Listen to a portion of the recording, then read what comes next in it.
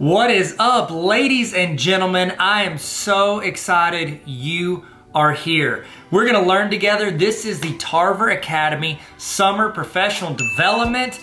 We're gonna learn.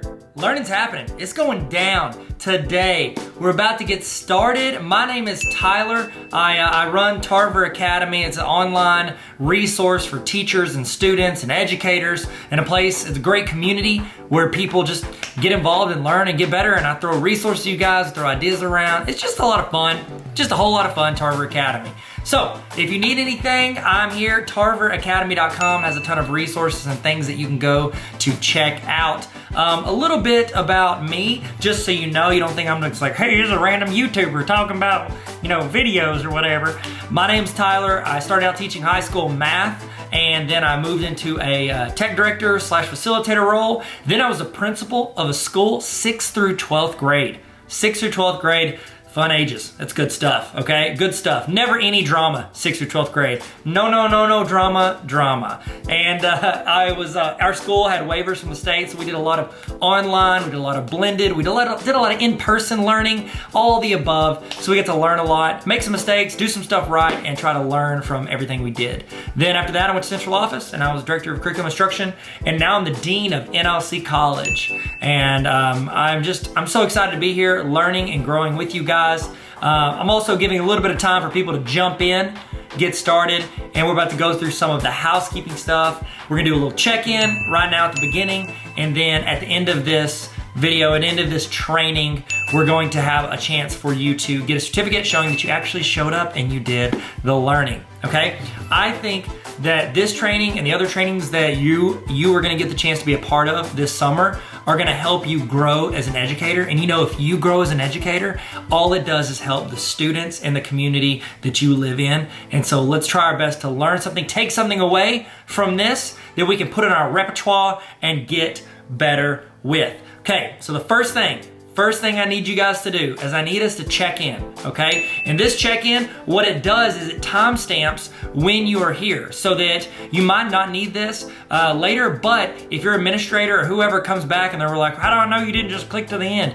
This shows that you were here at the beginning. So you can scan the QR code that is on the screen if you have your cell phone. And on my phone with me, get your phone out. I'll use my wallet, Atlanta Braves wallet.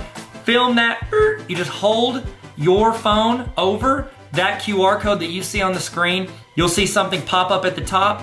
Click that and it'll take you to where you can fill out that you were here. It's very short, very quick. I'm gonna give you a little bit of time to do that right now. Go ahead, scan the QR code, go to the website, check in, and when you do that, you will get an email. If you do not get an email immediately, this happened, I told you, I was a tech director for a long time, okay? I'd say a long time. I was a tech director long enough to know that if you don't get that email that you're filling out right now, it's because you typed your email address in wrong. That's exactly what happens. 19 times out of 19 and a half times, that's what happens. So go ahead and go to that. Remember, at the end of this session, there's gonna be another QR code that you're gonna scan that is going to give you the certification saying that you actually did the training. Both of these are time-stamped. So if your administrator or whoever's in charge of PD for your district wants to see that and be like, how do I know you did this? You've got your check-in email that is time-stamped by me, not by you. It's into a PDF or it's into that email. And then you will also have the timestamp on your certificate showing that you did this. Okay, so hopefully everybody is getting that done. Okay, giving you a little bit of time. If you have any trouble, just keep trying because I think it's pretty important to get that logged in. Now, while we're doing that, if you're finishing that up, or if you can hear me, what I would love for you to do is I would love for you to hit the red subscribe button. This is my YouTube channel, Tarver Academy. That's what I call it. It's kind of where I got this started. I had this before I had the website, and then I put up the website to put all the resources and all the stuff I was doing. But if you would hit the red subscribe button right now, that would be huge. That would be just super cool of you. And that way, you can hopefully see some of the other trainings that I'm doing, see some videos I do throughout the year to help teachers, to help students, to have fun and learn together. So hit that red subscribe button. Did you do it? Did you? You get the like too, the little thumbs up. That's just YouTube etiquette. You hit the thumbs up. It's just really nice to do. So you want to hit the thumbs up button, you can. And I would love to start this. How about this? in the chat, okay? Because if you're watching this on my website, which is where you can watch it, that's fine. You're not gonna see the chat, but if you click and watch this on YouTube, you're gonna see a chat rolling on the side of the screen. Start it off. I want you guys in the chat to say who you are, like give your name, tell us what you teach and where you teach, okay? If you're an administrator, you can say that I'm a principal, or you can say your central office, whatever you do. I've got some people that have signed up for this that are aspiring educators. So this is great to say, I wanna be an educator, I wanna be an English teacher for high school, throw that in there. If you wanna be a kindergarten teacher, toss that in there, say you're in school. It's a great way to network because I think there is an amazing community of educators here wanting to learn and grow together. And I think that it's great if we look out for each other. So throw in the chat, I want you to say your name, what you teach, and where you teach. Throw that in the chat. All right, man, we're doing good. We're doing good. It's our warm up. We're feeling good. We're stretching it out. It's always good to stretch before you stretch. I don't know, I heard some friends say that, so I say it from time to time. Okay, next thing. This is another little thing. I've got one right here. So I've written a couple books. I've done Superheroes Need Sleep Too. This is a children's book. It's like a nap time book, so you don't have to read that. But this one I think is super relevant for you. This is the Baller Teacher Playbook, and in it I have like practical advice. It's 18 chapters. So the idea is that you could do this like once a week with your team for a full semester or every other week for a year and try to improve your teaching every week. I'm not doing this to sell it to you. I'm doing this to say I'm giving some of these away all summer to people that are participating in this. So if you want a chance to win one of these, or I think I probably got some other educator books. If you're like, I don't really want your book, Tyler, I got a ton of educator books. I'll send them to you. All you got to do, follow me on Instagram at Tyler Tarver. Follow me at Tyler Tarver on Instagram, and I'm gonna be giving these out throughout the summer. You might be the person I give it to. So follow me on Instagram, and then throw something in your Instagram story if you want, just to increase your chances of me seeing it. So I'm just gonna be clicking through. I see people follow on Instagram. I'm gonna throw out stuff to them. So random people get it. You might not, but you won't if you don't. So there we go. Y'all feeling good? Does everybody feel good? Everybody throw in the chat who they are, where they teach, what they teach.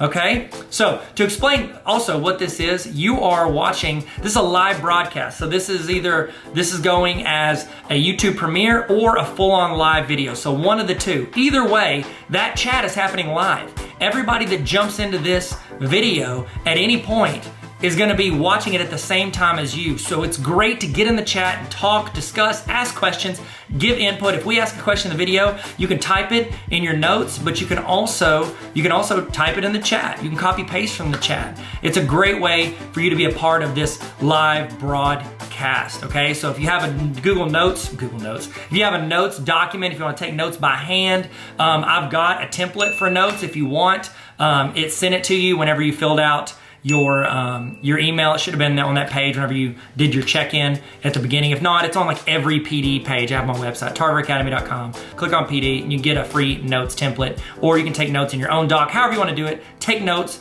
write down stuff that's relevant to you, and copy paste stuff that people put in the chat. There's gonna be people in the chat that are way smarter than me. And so I'd love for you to copy paste that into the notes, and you can take that and make your teaching game elevate.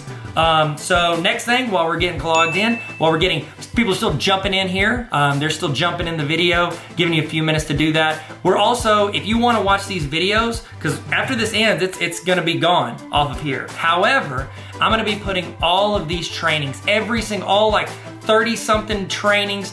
I think it's over like 120 hours worth of trainings. I'm putting all of that for people that join what I call the Tarver Academy Honor Roll. It's a small group of educators who are trying to get better every week, and I send out weekly emails during the school year to where you're getting templates, you're getting resources, back to school starter kits, you're getting templates for Google Forms, trainings, PDs, tons of stuff every single week delivered to your inbox, and also you have access to all of these trainings. That is available if you go to tarveracademy.com/honor roll if you want to. I think it's a great decision. I think it's a great decision. Nobody's in here. Who am I talking to? I'm not talking to anybody. Okay, y'all feel good? Y'all ready to start? Y'all feel good? This is a little warm up. We'll explain what's going on. Everybody feel good? 1 to 10. Put in the chat how you feel today. Or give me this, how about this? Give me an emoji of how you're feeling today. That'd be better, 1 to 10, or give me an emoji. I'd love to see it. Or just give me a word. You're like, I don't want to do an emoji. Give me a word. How you feeling today? And let's get rolling. Remember, input in the chat, take notes, learn, grow. Welcome to the best professional development that you're gonna do. Not guaranteed, but it's an opinion, but it's also true, but it might be biased, but it's gonna be a great summer. It's gonna be a great training. Hope you guys learn something. Hope this adds you value that you can then bring to your students and make your school, your community, yourself better in some way. Guys, we're about to get started. Y'all excited? Y'all ready? We're about to do this. Let's get ready to learn and have fun. Tarver Academy. Let's go. Let's go. Hit it. Hit it. Let's go. Welcome to the Resource Creator Starter Kit. What is this? What is this session about? Well, hopefully you've read the description, but if not, I'll kind of summarize it for you and how we're going to do today. I think that one of the things that I love doing and that I've found over the past couple of years that has been something that I've leaned into is creating resources that add value to educators. Okay, so teachers, administrators, pretty much anybody that I think can benefit. And here's my thing. I want to save people time. That's one of my key things. So everything I do, I'm trying to help teachers, whether they don't have to look for it and find it, or they can save them time in their classroom, help them be organized. Okay, we're going to get into that. But the idea for today's session is that we go through different resources, thought process, and creating those resources, and how you can get in the habit of creating valuable resources for other educators, whether it's for yourself, your team, your school, or people around the world. So the way this is going to roll, this first section, I'm going to kind of give you some tips on mindset, and then I'm going to go through a bunch of resources. I'm just going to go through resources, give you some thought process, why I'm doing certain things, why I did certain things I would do different had I known what I know now. And then after that, I've got my friend Nadine Gilkison. She is a resource creator extraordinaire. She makes some of the most incredible resources I've seen for educators, and they're on the internet, they're everywhere there. She is phenomenal, much better than me. It's not a competition. If it was, she would win, but I would gladly ride her coattails. She makes some incredible resources. She's got a session she's going to do where she talks through how educators can make meaningful resources. And so she's going to do that. And then after that, I'm just going to do a quick walkthrough. I say quick walkthrough. It's going to take a little bit of time, but we're going to walk through two of my favorite platforms and how those would mesh together. And that's where we go from creating a lesson plan in Canva and importing it into Google Slides so that we can create a resource for ourselves or for other educators around the world. So to get started, I'm going to give you some thought processes as you look at creating resources. One of the key factors that I've found when creating resources where it adds value to people is whenever it is something that saves people time. As educators, whenever I was a teacher and when I was an administrator, it's like it feels so often like you will get resources like thrown at you. You'll get, or not resources, you'll get like assignments or things to do, or like, hey, you got to learn this new program, or you add this into your lesson. You've got to do this now. You get things added at you all the time. And you're like, this is going to take an extra 20 minutes a day or 2 hours a week or 30 minutes here. But it's never like you were just chilling and you were like, oh, that's cool. I had like 2 hours a day. I was just like hanging out. So this will be great. I can add this in. And too often we don't take things off of our plate. So when I do trainings on Google, when I work with schools, when I'm consulting, I always do my best to think, how can we, one, get rid of stuff that we don't need? How can we get rid of that? How can we get that off of our plate? If we're like, this isn't required by the department or required by the board, this is not required. Next question is it helpful? Is it adding value to ourselves and our teaching or to our students or our community? If it's not required and it's not adding value, drop that mug.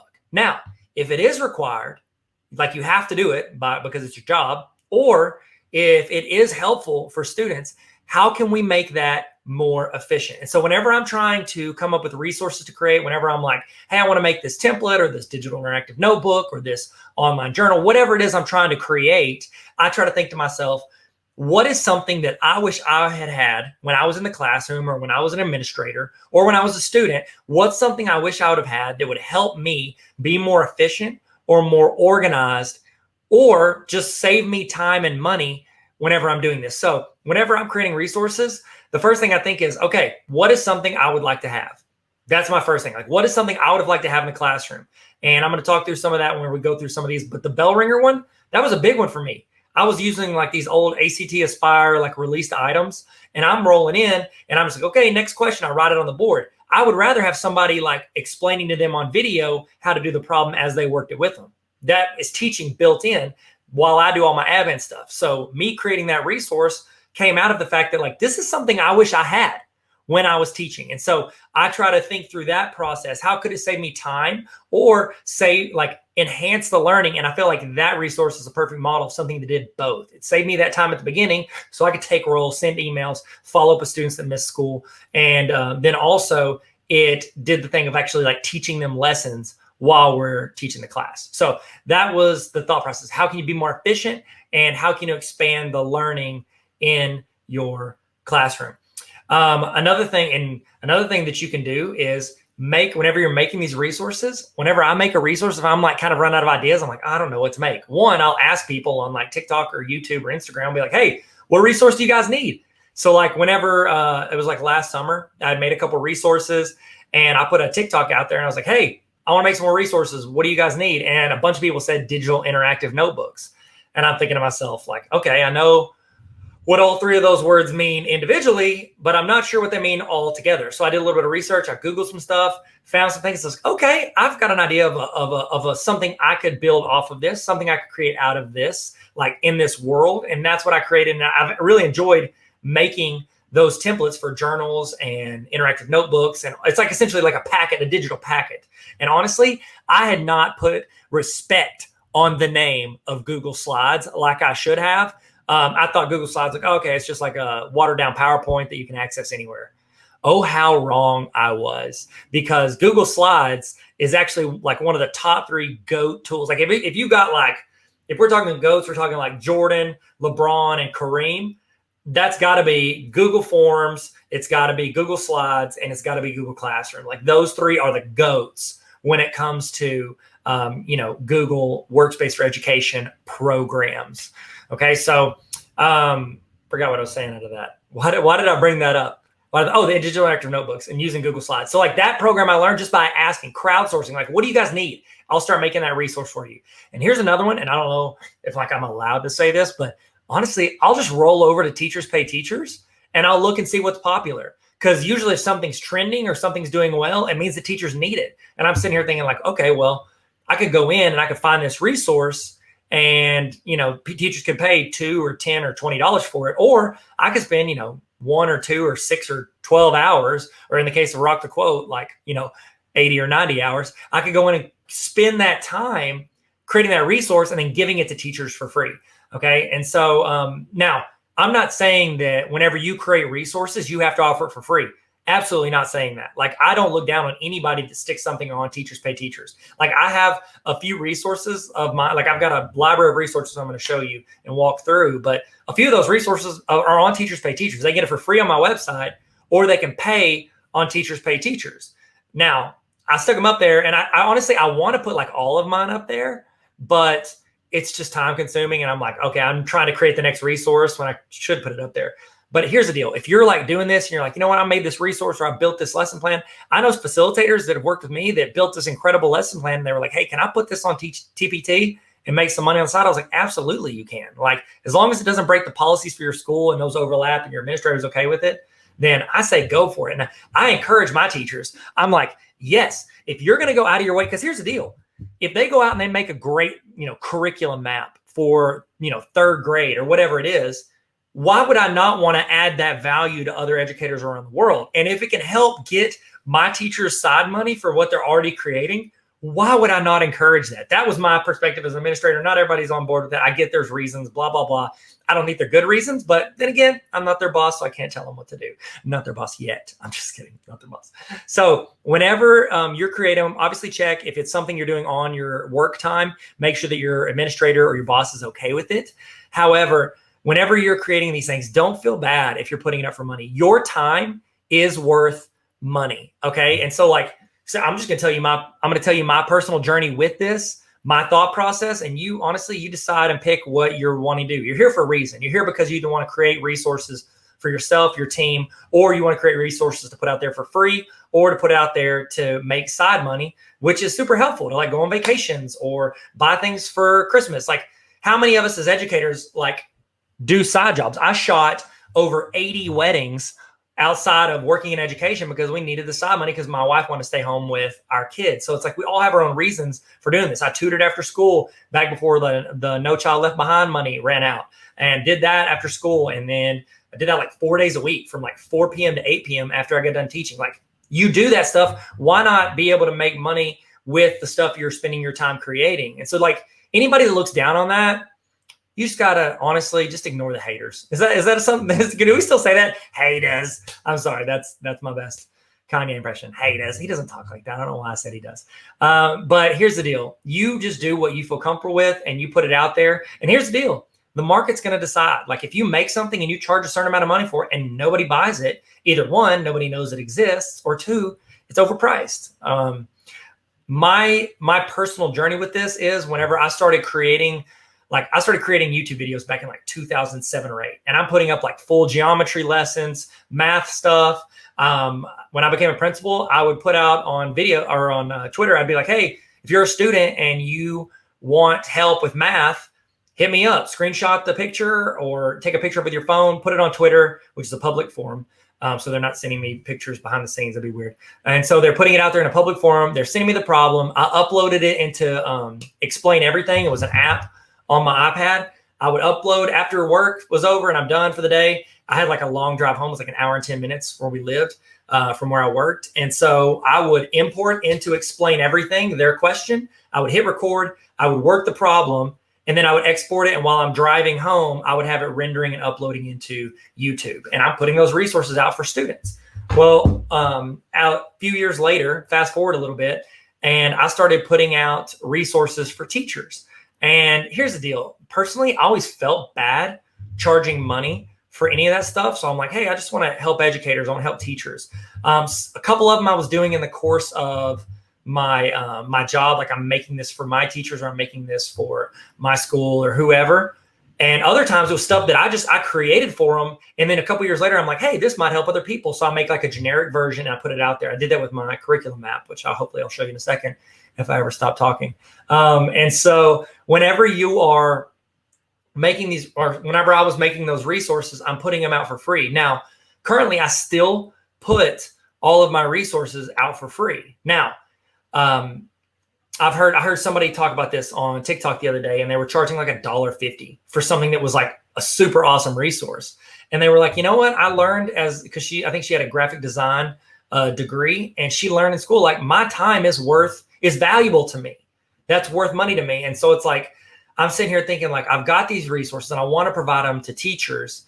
And I was like, but it would be super cool if I was able to make side money doing this, because then I could film less weddings on the side, which gives me more time to make more resources for teachers. So do you get the dynamic there? Sometimes if you're working a side gig, my mom, she sold watches at Dillard's for 3 months leading up to Christmas, every year when I was growing up, so she could make side money to buy us Christmas presents. Okay. And she was a teacher. And so it's if we can make that side money, that frees us up to make more resources to provide more things for educators, whether they're free or paid. And so the way I did it, I'll tell you mine, because I'm still trying to figure this out. And if you have any thoughts or ideas, throw them in the chat. I would love to hear your thoughts on this. Be kind. That's rule number one. Be kind to people, because some people might want to charge, some people might want to be free. I've found a combination of both that I think is a good balance to where I can still add a lot of value to people for free. However, there's opportunity if people see the value in it, where I can make money from it to help me create more resources and do more for educators. And so the way I've got it set up, and you can use this idea if you got any questions, throw it in the chat. I would love to see them.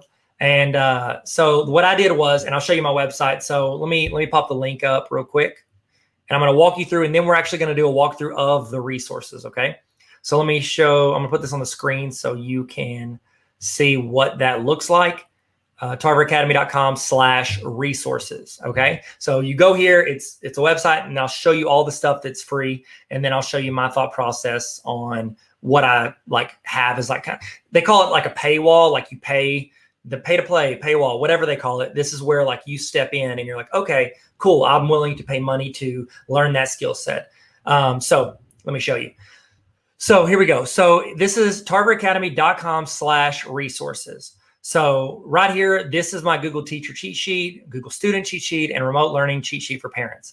These are all free. You click these, you can either view my copy or create your own copy. And I tell teachers, I tell them, if you've been with me in any of the summer PD, if you've been with me in any of the PDs I've done in person at schools or trainings, I tell teachers, I was like, look, take my resources, make a copy, delete my name if you want to. Make sure you subscribe. That'd be cool. But delete my name if you want to. Make it your resource. You can add value. You can use my presentation, make a copy, and put it out there for your educators. Okay. So I try to explain here my thought process on what I'm doing, and I'll show you here in a second. So here is like, these are my three main ones. I put those up here with photos. But down here, these are all of my resources. So everything over here on the left, you see like digital interactive notebooks, you got lesson plans, team meeting agendas, all this stuff right here are free resources. If you click on that or anybody clicks on that, it's going to request them to make a copy, and then they have that. They have that template that they can edit and change and make theirs. I don't have access to it. Now, my thought process on what I can like essentially, make money from this, because a lot of these resources, a lot of these things cost, these almost everything on here, or I say that, literally everything on here, if it's created, it's on TPT. Like somebody's probably making a version of this on Teachers Pay Teachers. Now, I will say this is not cool. I've heard of people that will take free resources that educators make, like myself. I think Nadine's had it happen to her. A couple people, they'll make free resources.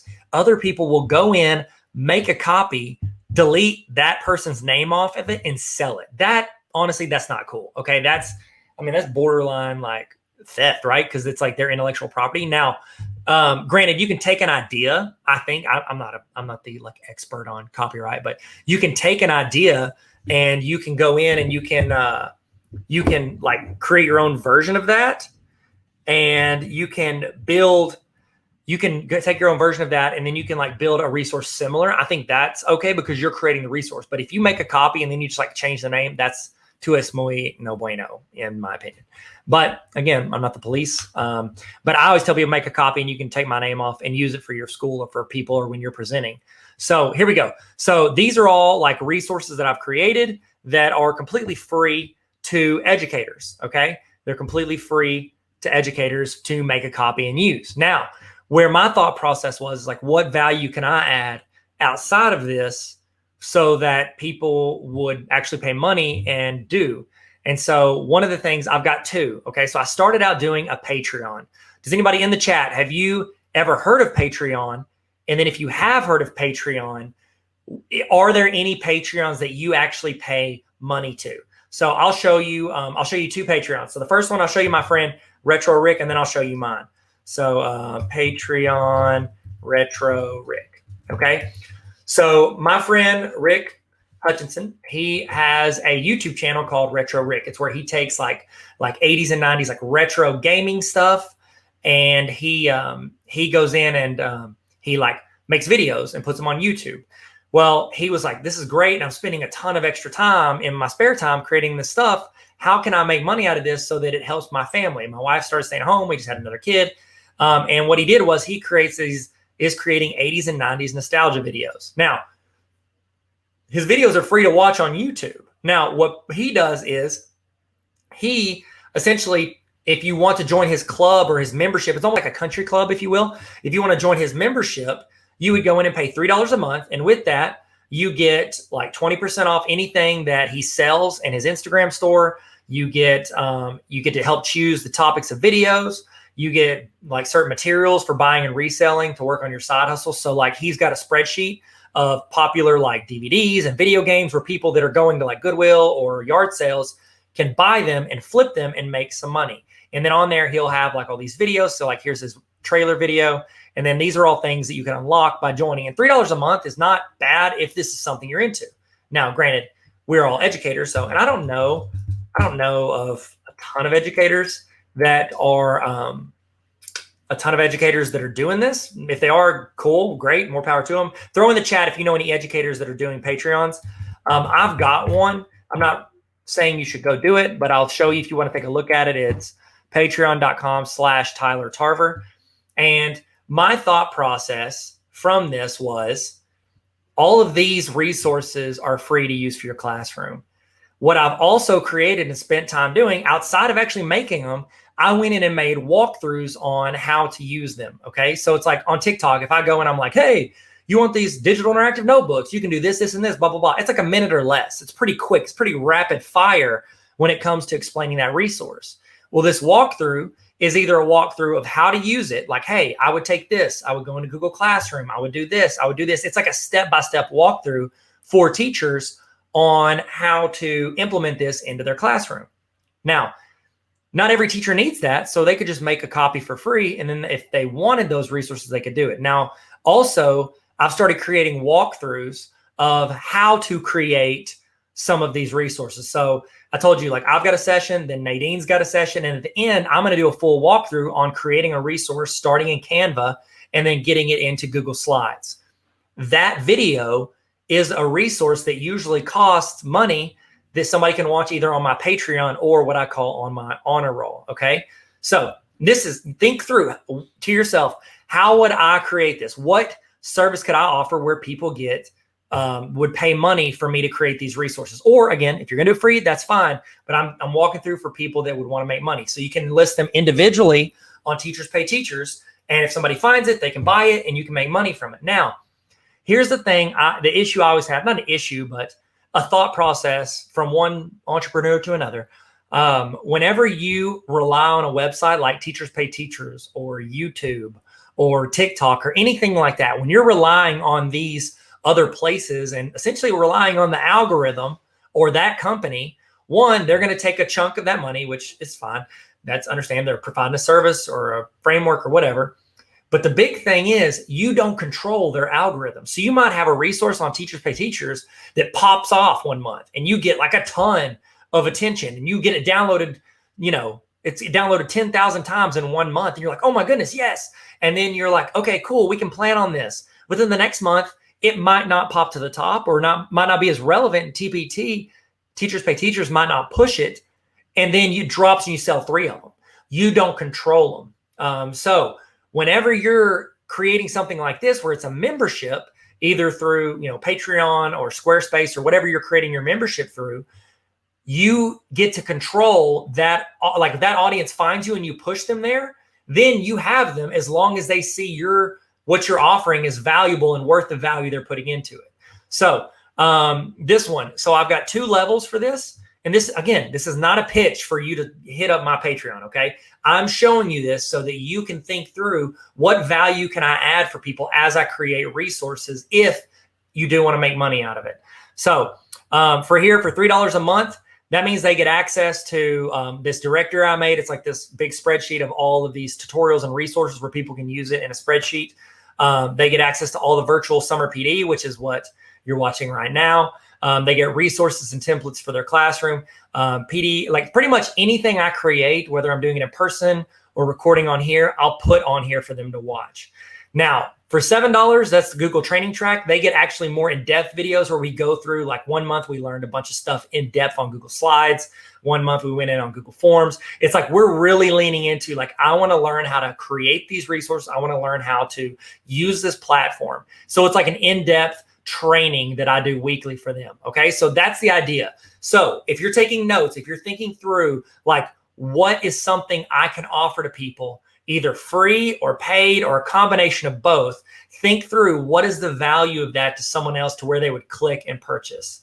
Okay. Now, this is where I think I've got like 65 people on here, which is really cool. Like, those people, I respect that community. I love that community. And I try to provide them value every single week because these people are paying money. And I respect that because here's the deal. I have made so many free resources for so long and had zero attention, to where the fact that I am extremely humbled and honored when somebody's willing to put $3 a month towards something that I made or produced. That has an extreme amount of respect with me, and I don't want to take advantage of that. So whatever you do, if you're asking people for money, don't think you deserve it or they owe it to you or whatever, just because you put whatever in.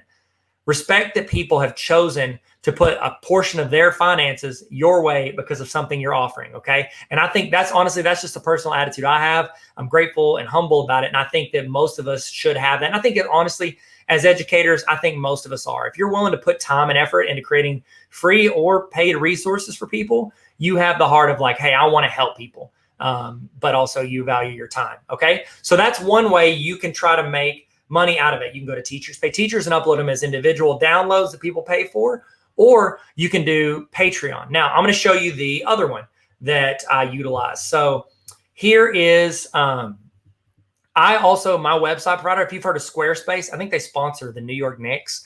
So Squarespace is my website. It's what I host my website through.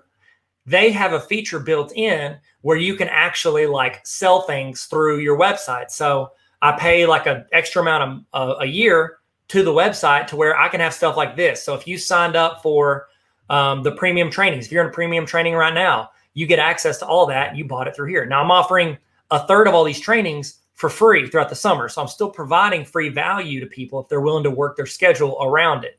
But then I also offer triple that if they bought in for $38. Now, I thought this was pretty fair because it's like $38 gets you, 120 trainings.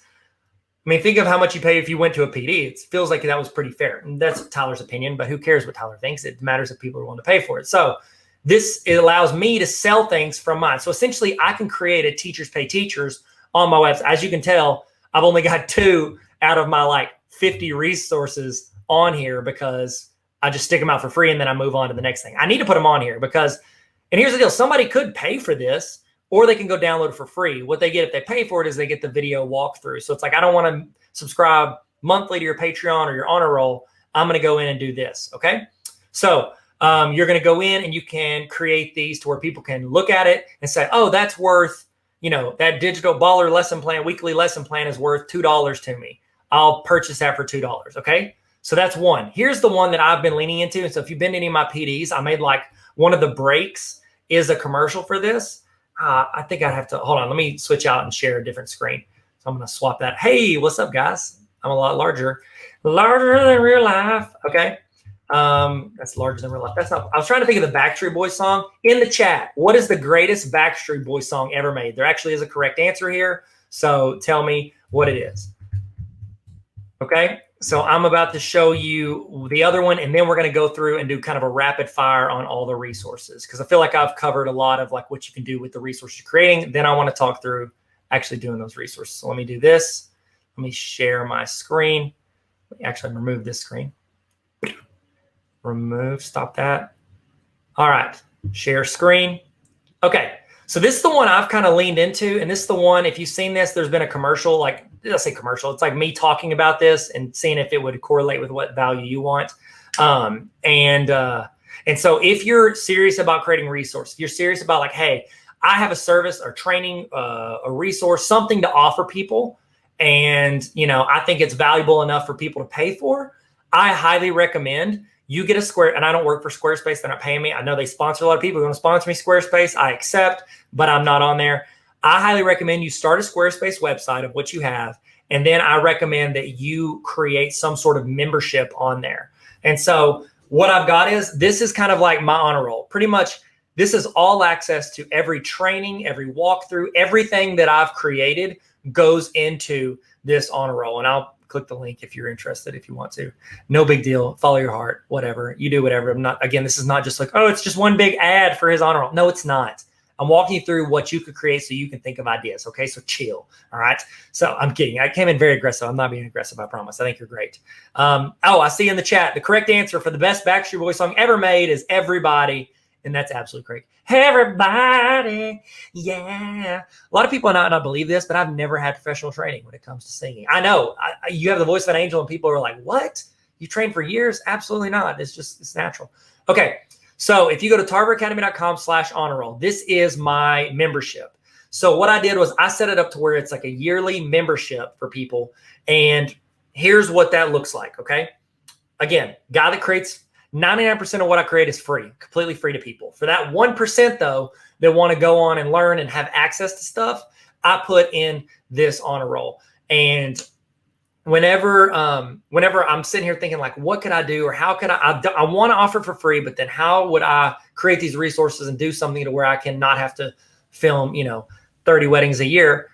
Created this. So under here, these people get access to all of my all of my summer trainings, like all 120 sessions. They click here and they get the calendar to go to all of it. Okay. So they get access to all of it. So you're thinking, well, then you could have just bought the premium for $38 and you're good to go. Why would I pay? I think it's at $92 a year is what it costs for my honor roll. And my reasoning for doing yearly is because I worked in education. A lot of districts, if you see like something that can be valuable to your teaching, a lot of times your district will reimburse you for it. And so my thought was, instead of districts, they're not going to sign up for something monthly very often.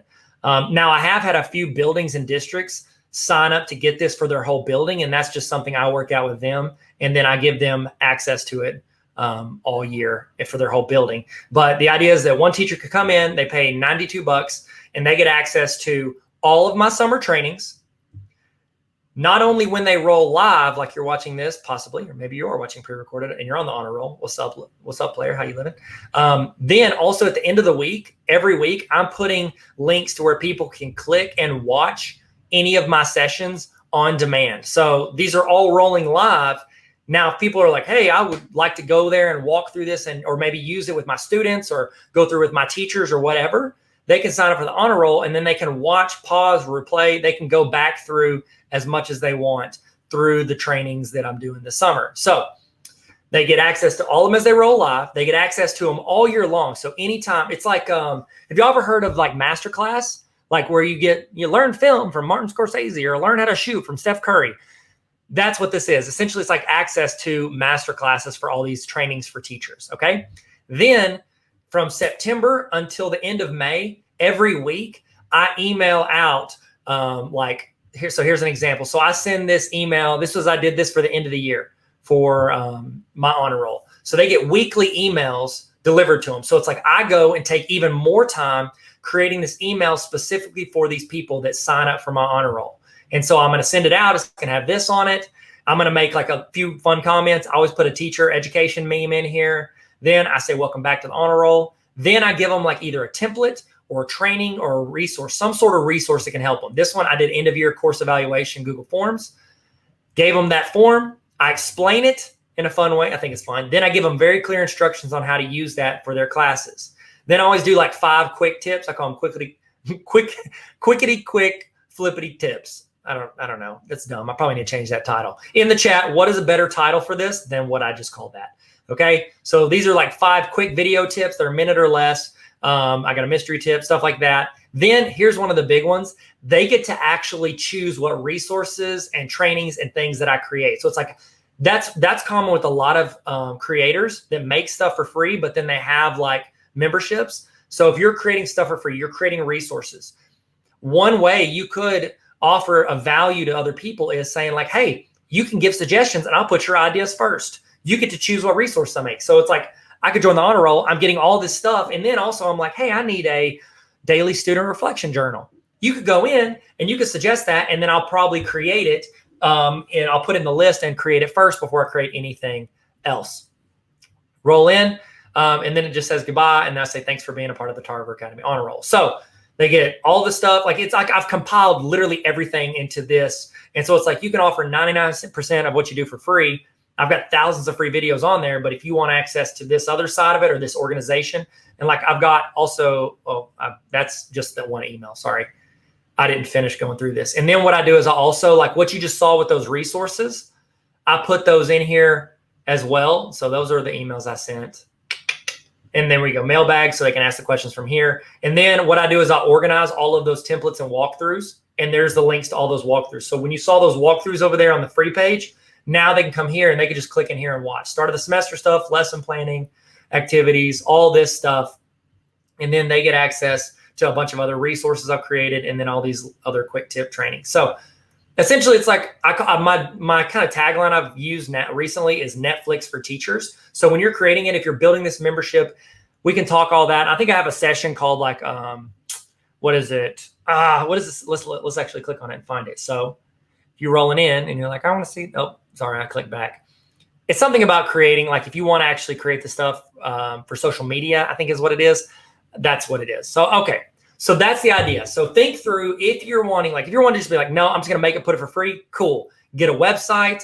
I recommend if you're going to use it here, if you're just going to put anything link in bio, or if you're going to put it on a website, here's the website I recommend, and it is free. They have paid versions, but the free one's totally fine. I don't see it. Where is it? Oh, here it is. Go to bit.ly/Tarver Solo. You can create this. It's like a link in bio, but also, and this is where I like push people to all the time, is, hey, I've got the resource here, link in my bio. What you can do is you can have them email you, text you, all your social media, and then you can organize all of your resources, trainings. Like this is what mine looks like. Super easy to use and super free. You can pay if you're like, oh, I need this feature or this feature, but honestly, the free one's probably going to work fine. So go check that out, create that. If you're going to make resources, you need a place to put them. I recommend using Solo. It's better than Linktree. It's better than Tap.bio. I've had those before. This is the move. I promise you, use bit.ly/Tarver Solo and sign up for that. Okay? Sweet. So here's a list. These are a lot of my resources too. So if I talk about something, you can go in here under templates or resources and use those resources. Okay? Sweet. We're going to go through on my website if that's okay with you, if you're not going to get upset. But I'm going to go to tarveracademy.com/resources, and we're just going to do kind of a rapid fire talk through of all these resources, how I created them, why, stuff like that. I'm not going to sit there and go like, oh, walkthrough. That would be like a 20-hour video if I'm doing walkthroughs on all this. But I do want to talk through some of these resources and the thought process behind them, and then what you could possibly do to get them out to the world. Okay, so let me switch this in case somebody bounces in. Let's give them a link to where we are right now. Excellent. tarveracademy.com/resources. Okay, so this first one, this resource, this is a fun one to make. So right here, I've got the Google Teacher cheat sheet. When we went and everybody's having, like the pandemic hit and everybody's having to learn on their own, or not saying learn on their own, they're having to learn on the fly. They haven't used technology.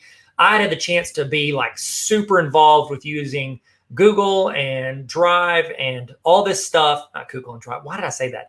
Google and all of the programs inside of Google. I've been using them for several years because we did like an online school, blended learning. I was a principal and I just had to learn it in the process of what I was doing. And so I've been creating Google resources and doing trainings and stuff for years.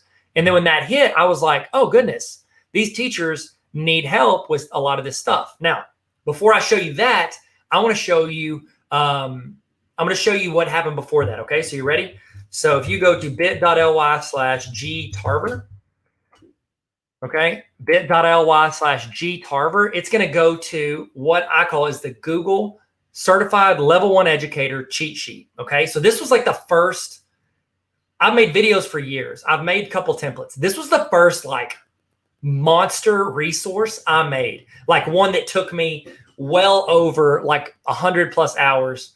That's an exaggeration.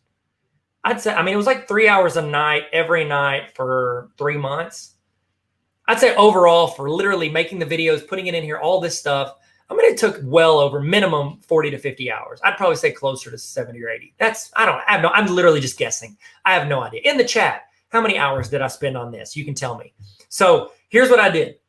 I had a resource. There's a resource from a Google trainer named Eric Kurtz. He's fantastic, okay? Fantastic educator, great resource creator, awesome for teachers. So his name's Eric Kurtz. Eric had a checklist of skills people could use or skills people needed to know if they wanted to be a Google Level 1 certified educator. So I'm sitting there and I'm like, dude, this, and I know Eric, we've made resources, we've done trainings, I've seen him at conferences, super cool guy. And I'd like admired a lot of his stuff. And I saw this checklist and I'm like, this is incredible. Like this is the checklist. It's all these skills. And he had listed all of these. Well, actually I can show you what it looked like. So this is what it looks like now. I can show you what it looked like when he created it because I made a copy of it and I made a copy of that list. Now I will tell you this, anytime you take someone else's resource and you are going to like make an adaptation of it, is that a phrase? Make an adaptation of it. If you're going to adapt someone else's resource and use it as your own, you need to get permission. Okay. That's resource etiquette. So what I did was I made a copy of his checklist, which his checklist looked like this in 2017. He had it on, he still has it on his website. Skill checklist, Google Certified Educator Level 1. He's got a table of contents, and then he listed out all these skills that people need to know to be a certified level 1 educator. Now, my idea was that's cool, but if I don't, like, say I'm using this checklist and I don't know how to use, let's say I don't know how to create a Google document. What do I do if I want to learn that? So I thought, well, you know what? And I was literally, I'm telling you the process, I'm thinking to myself, okay, I would like to just click on it and have someone teach me how to do it. So I reached out to Eric. I'm going to call him Eric. Like, we're good buds. I do know him. I think he'd be cool if we call him Eric. I mean, I've called him Eric to his face. So yeah. So I reached out to Eric Kurtz and I was like, hey man, this resource, incredible. I love what you've created. Would you be okay with me making a copy of it and putting in links to tutorial videos of how to do these things? And he said yes. If he had said no, I would not have done it. I would have been like, oh, okay, well, I'm doing it anyways. I would have made my own list from my own thought process and tried to build it out. Now, he said yes, of course you can, and I don't even know, he may have asked for credit. I don't even know if he asked for credit in it, but I left, like, right here, videos by me, and then list by Eric Kurtz. So the list is right there. You click it and you go to his website. And I think it's in the footer too. If not, I've taken the footer. Nope, he's in the footer. Me and Eric and I are both in the footer as well if you want to go check him out. Now, my thought was, okay, I'm going to take this and I'm going to make videos. And I already had several Google tutorial videos that I'd made for my teachers. So like when I was at central office, if anybody had trouble or needed help with anything Google, instead of me like, okay, what's your prep period? Okay, I'm going to change my meetings around. I'm going to go over there. I'm going to spend 3 minutes showing them a tutorial. I would just say, hey, what do you need to know? Cool. I'd make a video and I'd send it to them. And that created a video out of it. So sometimes whenever I was making, like I took something from the Department of Ed, I used to be in charge of mentor teachers for our district. And so I think they called project director. So I was project director for mentor teachers at our district. So I oversaw new teachers and their mentor and them meeting and helping out new teachers. They gave me something and I was like, how can we make this more organized? So I'm making it as organized as I could. And then I'm making tutorial videos in case somebody doesn't know how to upload a document or somebody doesn't know how to make a copy of something. I'm making those videos because that's how I would want it to be explained. I always, every time I'm making a resource or creating something or trying to explain something, I think of that line from The Office. In the chat, who is your favorite Office character? In the chat, who is your favorite Office character? Okay. In The Office, there's a spot where Oscar is trying to explain something to Michael Scott. And Michael Scott hears him explain it. Then he looks at him. He goes, explain it to me like I'm a 5-year-old. Okay. I'm not saying educators are the mind of a 5-year-old. Educators are very smart and talented and gifted, and they have bachelor's degrees. So they're very smart all the way around. However, if you jump into something without context or you don't understand what's being said, you're confused and you want to check out. So whenever I'm creating something or when I'm wanting to like walk somebody through something, I want to give tutorials on literally everything I can to help them in the process. Okay. So I was making those videos and I was like, all right, I'm going to start attaching them in here. And so what I did was I just started create like every night from like 8 p.m. to midnight, I'm sitting here recording videos on my computer, and then I'm importing them into Final Cut Pro, and then I'm exporting them, and then I'm uploading them into YouTube. And so I'm sitting here making these videos every night, and you can see my progress. Like this is me working on it. So like, here we go. All right, here's one I did. I was working on it at 11 p.m., June 3rd, 2019. I think I had them all in. Oh, let's go back. Let's go back further. Where we're going, we don't need roads. What is that from? In the chat, what is that from? Where we're going, we don't need roads. So here we are. So my process was, okay, I'm going in and I'm making videos for all this. I'd made all the Google Drive videos. I made all these docs ones. Now, if it was red, that meant that I had recorded it, but I had not uploaded it yet. So I wanted to make sure I didn't like do it again. So you got to figure out your process when you're creating these resources. And I'm going in and I've still got all these to go. So I went in and made tutorial videos for every single one of these instructional things that Eric had. So I took his list, made a copy, edited it to make all these links on there. And then now if somebody's like, oh, I want to learn, I want to pass the level 1 exam, I need to know how to create a Google Doc, they can click this. It goes to a YouTube video here. Now, see how I integrated Google Docs with YouTube? like you can mash across these different platforms. And here it goes. They have a video, and they can just, boom, I'm going to hit that like button. Make sure y'all hit the like button in this video. That'd be nice. Actually, more importantly, hit the red subscribe button. That'd be dope. So this is me going through explaining the video in 3 minutes on how to do that. Okay. So here's the deal, guys. And this is the thought: as you make resources, do not get discouraged. I went in and I created this, and I'm not going to lie. I thought it took me so much time. And I sit here and thought, this is an incredible, like, this is it. This is an amazing resource that can help educators. I put it out there.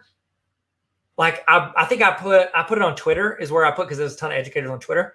And I put it out there and I was like, oh, great, they're going to love it. It got some retweets, but it never, like, it did not take off. People maybe looked at it and then didn't come back. Like, it did not have the legs that I thought it would. I didn't think it was going to, I thought people would love it and it would go crazy and be great. It did not have the impact that I thought it would. Don't put all your eggs in one resource basket. Don't be like, I'm going to make this one resource. Okay. I mean, actually, Nadine's got a couple resources that, like, I think everybody used at least 5 times. They're absolutely incredible. And so whenever you are creating these, you put it out there, you give it as much marketing as you can, but keep in mind this. Okay. So I did all these videos back in like 2019, I think, is when I finished this, put it out there, boom, here you go, world. And the world's just like, meh, we're good. Then the pandemic hit and everybody started working on their stuff at, like, from home. Like, they're working remotely, they're working virtual, like they're trying to learn all this stuff like on a whim. And I'm sitting here thinking, I just recorded like 300 plus Google tutorial videos that might help teachers during this time. However, I said, hey guys, here's the skill checklist. Sometimes it's not about the resource you made. It's about the package you're putting it in. So let me show you something right here. I took this, and this is a lot of videos. Well, more the better. Sometimes we need to simplify those resources. And what I did was I took that and I repackaged it into a Google cheat sheet for teachers. When I made this resource and put it out there, it's not like I had to go in, like, all these links, all these blue words are tutorial videos. Guess what? I made them a year before the pandemic. And all I'm doing now is bringing out the ones that are the most important. And I'm tossing them in like, okay, here's some stuff for Google Classroom you're probably going to hit trouble with. Docs, sheets, slides, forms, meet. I'm going in and I'm like, I've already got all this stuff. I've already created the content. I just need to figure out how to package it so that it can help teachers the most. And again, teachers like it to be simple and clear so they're not confused. Look at this. This is not that other sheet was like 8 pages. It was kind of overwhelming. Here, it's just like, oh, picture, Google Classroom, click, go. YouTube, boom. Here's also Nadine and Eric. I put both of them in there. Here's the deal too. If you're kind with your resources, Nadine and Eric are some of the most kind, helpful people that I know in education on the internet. And so what am I going to do when I'm making this? I'm definitely going to push their stuff. People remember the people that are out there for themselves and the people that are out there to help people. And so I hope that I'm resonating that. Like, this list, I know both Nadine and Eric. I was in the Google Innovator thing with Nadine. So I met her through that. She's fantastic. I got the chance to, like, say, oh, this is a great person that's doing great things. I'm going to promote her every chance I get. Eric, super cool. Whenever all he did was say, sure, man, use my resource. And now I'm literally promoted him today. I will continue to promote him for as long as I can, and I'll talk about him. Yay Math. I've met this dude. He has a math YouTube channel. I could easily be jealous that he's got way more subs than me. But you know what? I connected with him. We talked on the phone about, like, education, entrepreneurship, YouTube for a while. Love this dude. Great guy, super kind and helpful. I would love to do more stuff with him. I'm going to promote him. As you're in the process of creating and doing, do not get in a silo where you're like, oh, I'm just going to create this and I need to push people to my stuff. Y'all don't look at their stuff. Like, Nadine and Eric have resources that if you like that, you don't need my resource. Guess what? Cool. If they helped you, that's my goal. There was an entrepreneur. There's a guy that said it this way. If you want to build the biggest building in town, there's 2 ways to build it. Either you can help build it and just make it as tall as you can and not worry about the other buildings growing up around you, or you can try to tear down every building around you and just be the one left standing. I highly recommend trying to build up and empower those around you. I've met Tyler DeWitt. I've met, let's see who else. I think there's other math guys. I've met Patrick JMT. These people I'm promoting. Mr. DeMayo, super great dude. My kids love his videos. I'm going to promote him every chance I get. Then these resources, these were things, some of them I'd already created, some of them added since. These are full trainings. I had already done this stuff and put it out there for nobody. And then I put it in this. Now, here's the deal. Even just putting it in this didn't get it out there. It didn't market it out to the world. But I'd been pushing it out on YouTube. I'd pushed it out on Twitter, and it never really popped off. Then I got on an amazing little app called TikTok. Shout out TikTok. If you're on TikTok, in the chat, let me know your TikTok handle. Okay, I would love to see your TikTok handle. Throw it in the chat. Here's the deal. TikTok has an algorithm where it helps you find communities. I'm sitting there and I was making just dumb videos about me like pretending to dunk a basketball, but really falling into a swimming pool. Okay, that was just doing that for fun because I thought that's what you're supposed to do on TikTok. I did not know there are these communities based on different interests. And there's an incredible Teachers of TikTok community. And so I get on there and I see a couple tutorial videos like, oh, cool. I'll promote this Google Teacher cheat sheet. I toss it on there and it got like, I don't know. I mean, it wasn't amazing, but I got like a couple, like 100 or 200,000 views on this resource, and people are clicking my link in my bio, and it's helping teachers for free. That's what essentially kickstarted. Like, I had years of creating resources where barely anybody paid attention except for people I'm like visiting in person. I'm like, hey, here's this resource. Here's this. Here's this. It just takes the right moment and the right community and the right algorithm a lot of times for it to pop off and get the attention of people to where you can help more and more people. Now, I'm throwing this out here, and all it did was repackage that other thing I just showed you. All it did was repackage my other one, organize it, and then give it to teachers to use. So when you're creating resources, make it as simple as possible, make it as organized as possible. Then think of how you can repackage that and add resources to people. Now, here's another way I repackage that same exact resource to add value to teachers. It is under my, where is it? It's slides intro help page. Okay.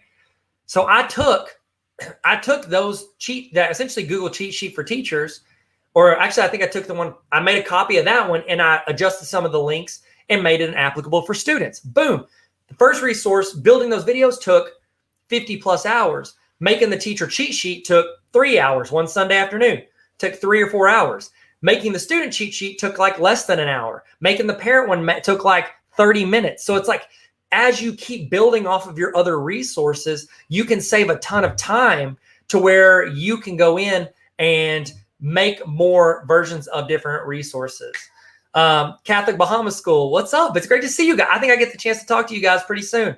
Thank you for the commitment to building and empower those around you. I really appreciate that. And I'm looking forward to chatting with your teachers, and I hope I can add them value. And I'm working with some of their teachers. They're an awesome community, or the people I'm emailing seem super incredible. So I took that original, those videos, which were just on YouTube. I'm like, oh, I'll just put them on YouTube. Then I package them on the resource level 1 checklist. Boom, that's a resource. Then I repackage that into the Google cheat sheet for teachers, students, parents. Then I was like, you know what else would be helpful? Is if that cheat sheet was even more accessible and you actually had that in like every presentation you do for your students, every assignment you give in Google Slides. So what I did was I repackaged it and put it as a slide in Google Slides. Take your resources. When you're building all these resources, think of how you're cross-promoting and doubling up, because what might be super helpful for one group a certain way could help another group another way. It's honestly, it's that whole Google mentality that is like, you know, if you want like, I'm doing a training on Google Slides and you're like, well, how do I make a copy of something? There's like 5 different ways to make a copy of a document in Google Docs. But whenever you go and find these different avenues where you can add these resources, okay to make a different version of what you've already got. You don't have to be like, well, I kind of did that already. No, repackage it and use it for somebody else and then apply it to their situation. So that's a thought process. As you're creating resources, think of how you can use those resources and build and not start from scratch every single time. Okay, a good example of that was, I told you people said they wanted a digital interactive notebook. So I went in and I created a digital interactive notebook. Okay, I've got a weekly version and I've got a full semester. Guess what? Once I made the weekly version, then I'm just selecting the week, copy and pasting, and I'm doing it 18 times. That's now a semester. And all I did was add in like a navigation bar. Okay. So you can think of how to duplicate your resources and make different options you can make different options on what people are getting, because some people might want a weekly one. Some people might want a full semester. It took me an extra 10 minutes to make that other version. So why not go ahead and do that? And why not go ahead and do that so that you can have multiple resources for different people and different avenues. Okay. So right here, hey, my dog joined us. That was the door. Sorry about that. So you go in, and the idea for this interactive notebook, I'm sitting here thinking, what is one? It's okay to put like something describing. So at the beginning of most of my resources, I've got like a short letter, like, hey, here's a resource. If you would, please subscribe to my stuff on Instagram or TikTok, where I do more tips to help teachers. So it's okay, because you're getting, especially I don't feel bad because I'm giving a free resource. It's okay to be like, hey, here's some more free areas I can add you value. And then down here, I have like an upgrade your resources. So it's like, here's all this free stuff where I can add you plenty of value. But then down here, if you really want to upgrade it, these are some other things you can do. You can buy my book. You can do summer PD, which you're in right now. What's up? You can do the honor roll, all that stuff. So it's okay to put that in there as an option. Now, if they don't want that, they're like, oh, but I got to give this to my students, blah, blah, blah. They can hit delete. Bam, it's deleted. No more slide. That wasn't hard. Okay, so like if people cry about it, guess what? Don't be mad about the free resource that I just gave you. So Chilio, it's Coolio, not Chilio. Coolio's pretty Chilio though, okay? Coolio was by far one of the most underrated rappers in the rap game. Am I right, guys? Am I wrong? Am I right? In the chat, who is your favorite musician from the 90s? Tell me in the chat. I would love to hear it, okay?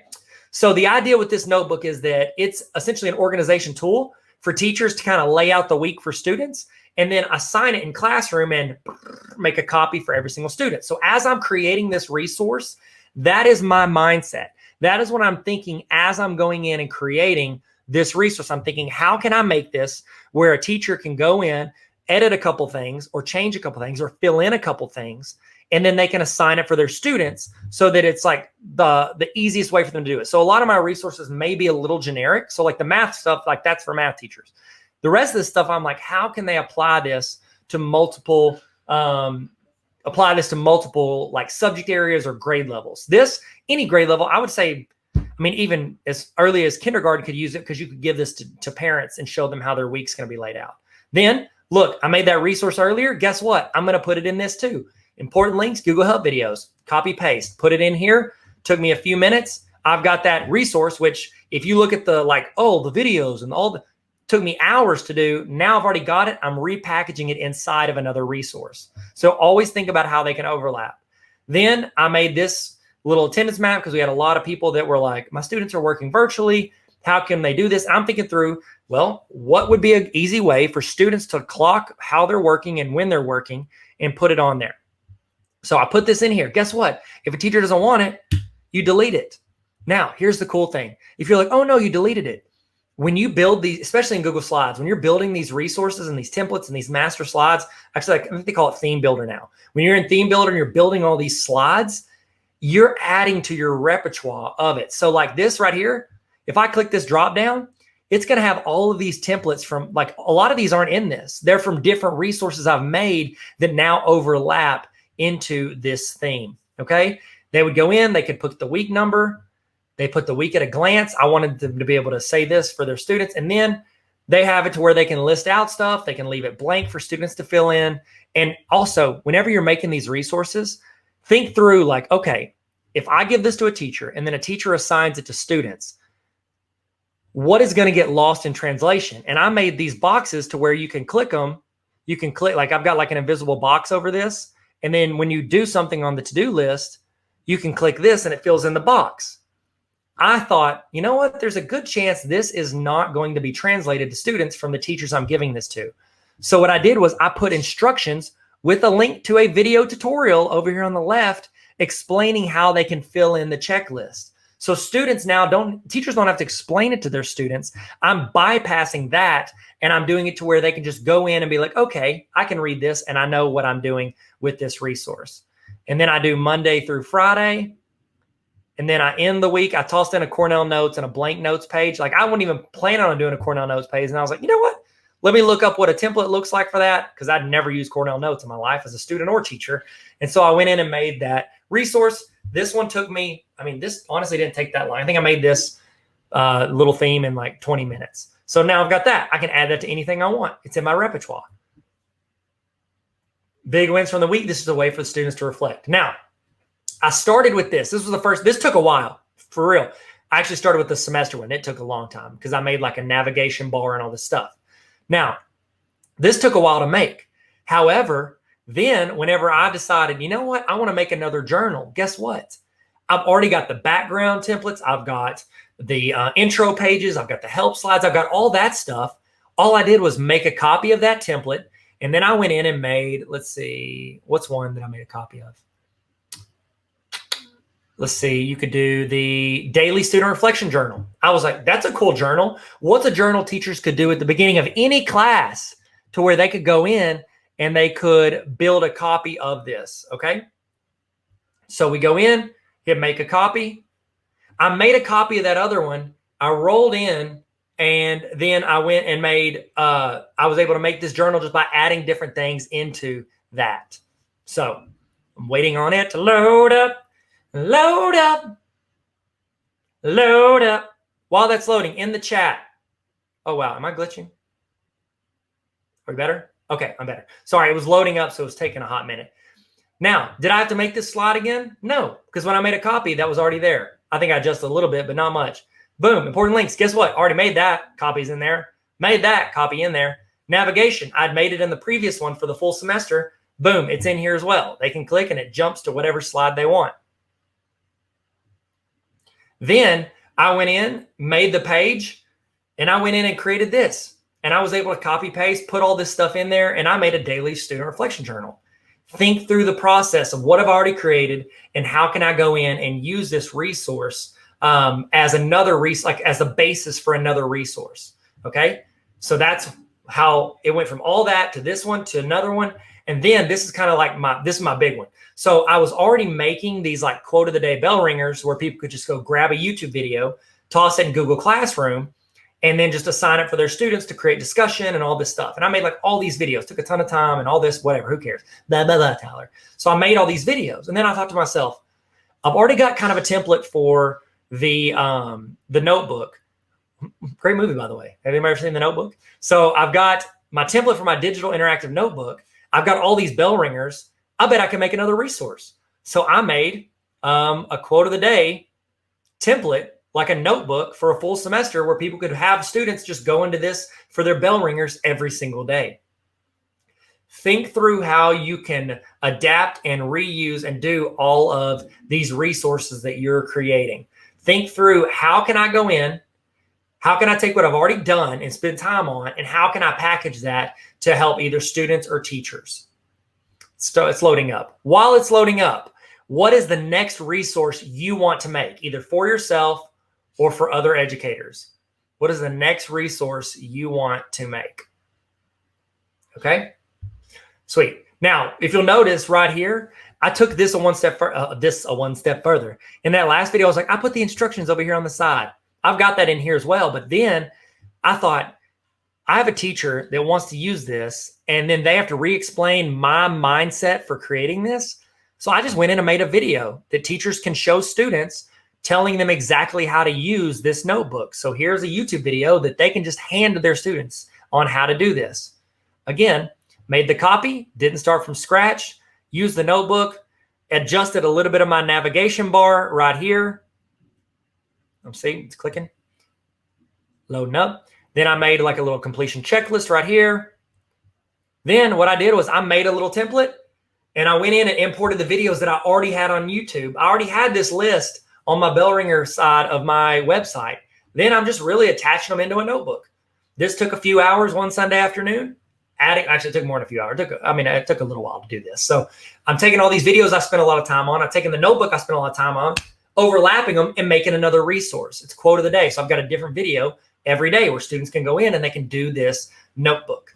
That's the idea behind some of this stuff. Think through, how can I reuse resources that I've already got? Okay, so for sake of time, I'm going to go through and I'm going to kind of rapid fire some of these things. So if you want to go back and find these, you can. They're at tarveracademy.com/resources.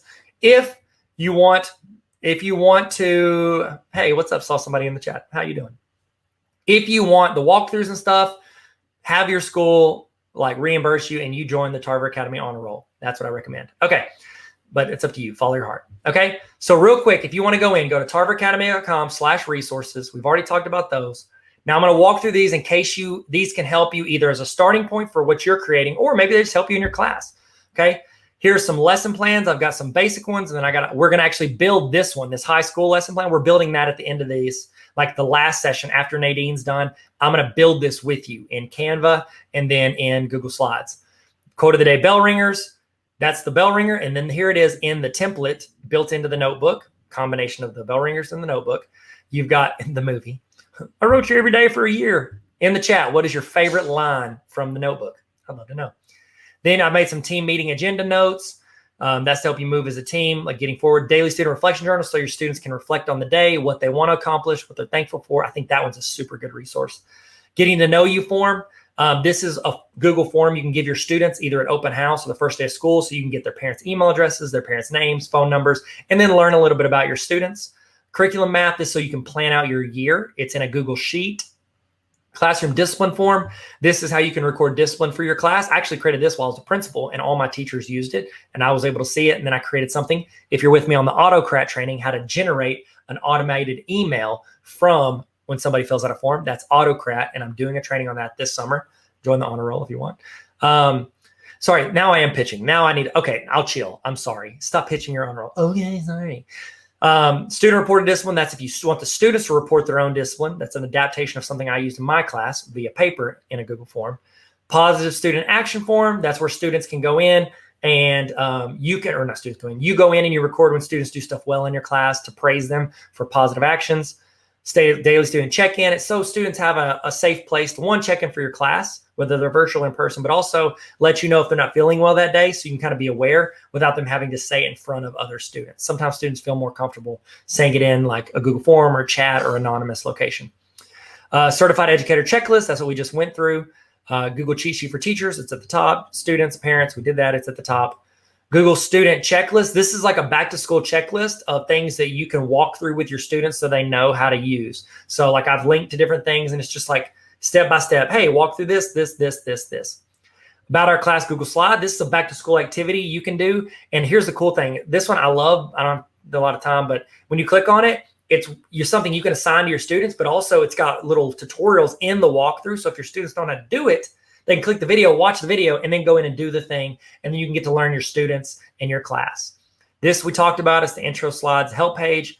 This is a Google, this one, and this one are Google Forms that adapt based on how students are doing on a test or exam or review. So that's super helpful if you want the Google Forms to adapt and differentiate based on how students are doing. And I've got walkthroughs in there explaining how to set that up. This is a walkthrough form for administrators.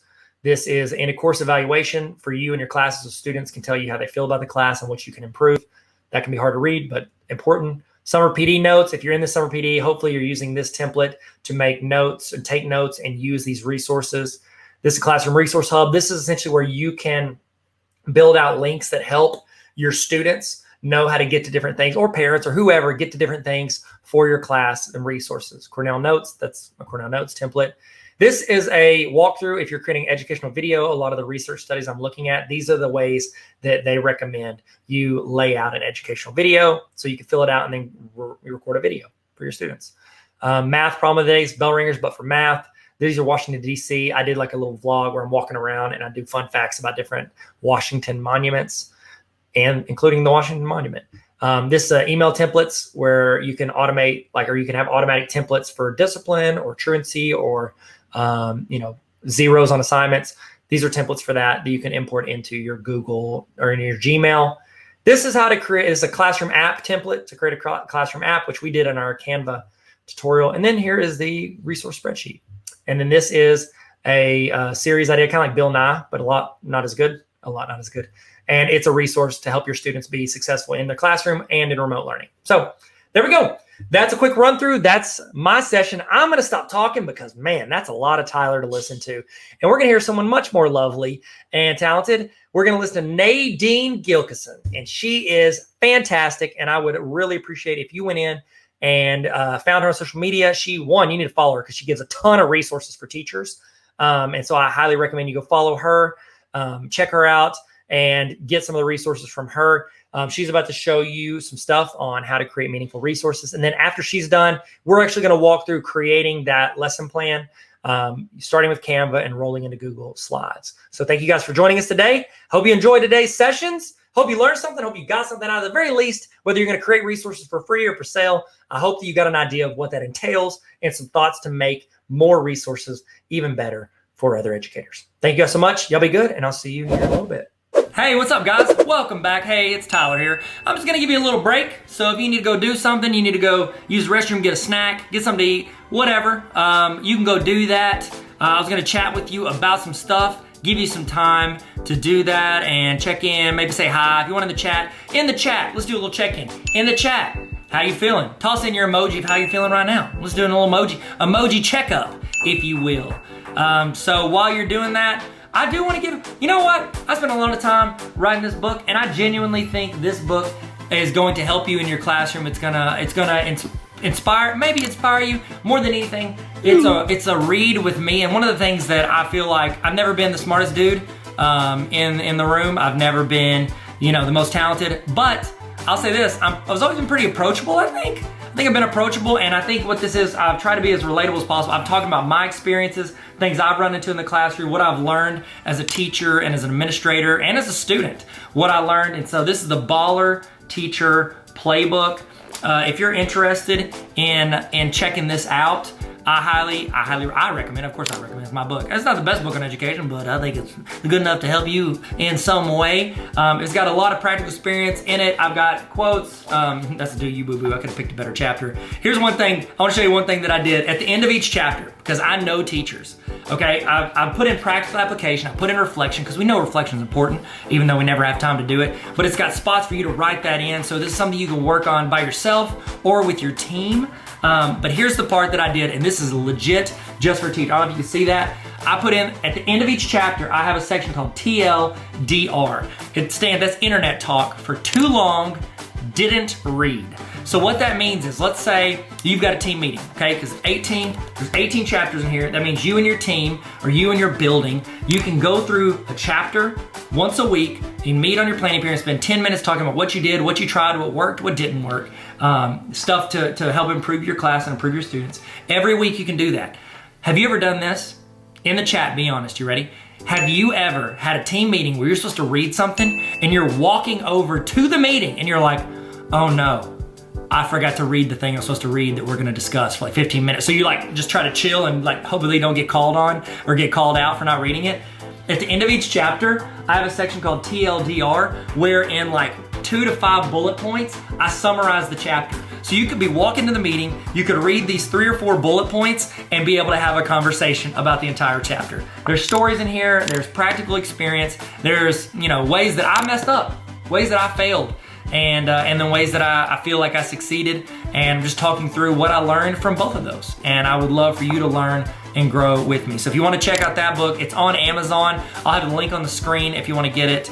Link is in my bio. I link links everywhere to it. So Baller Teacher Playbook. I think it can help you in your classroom. Okay, we're about to get started.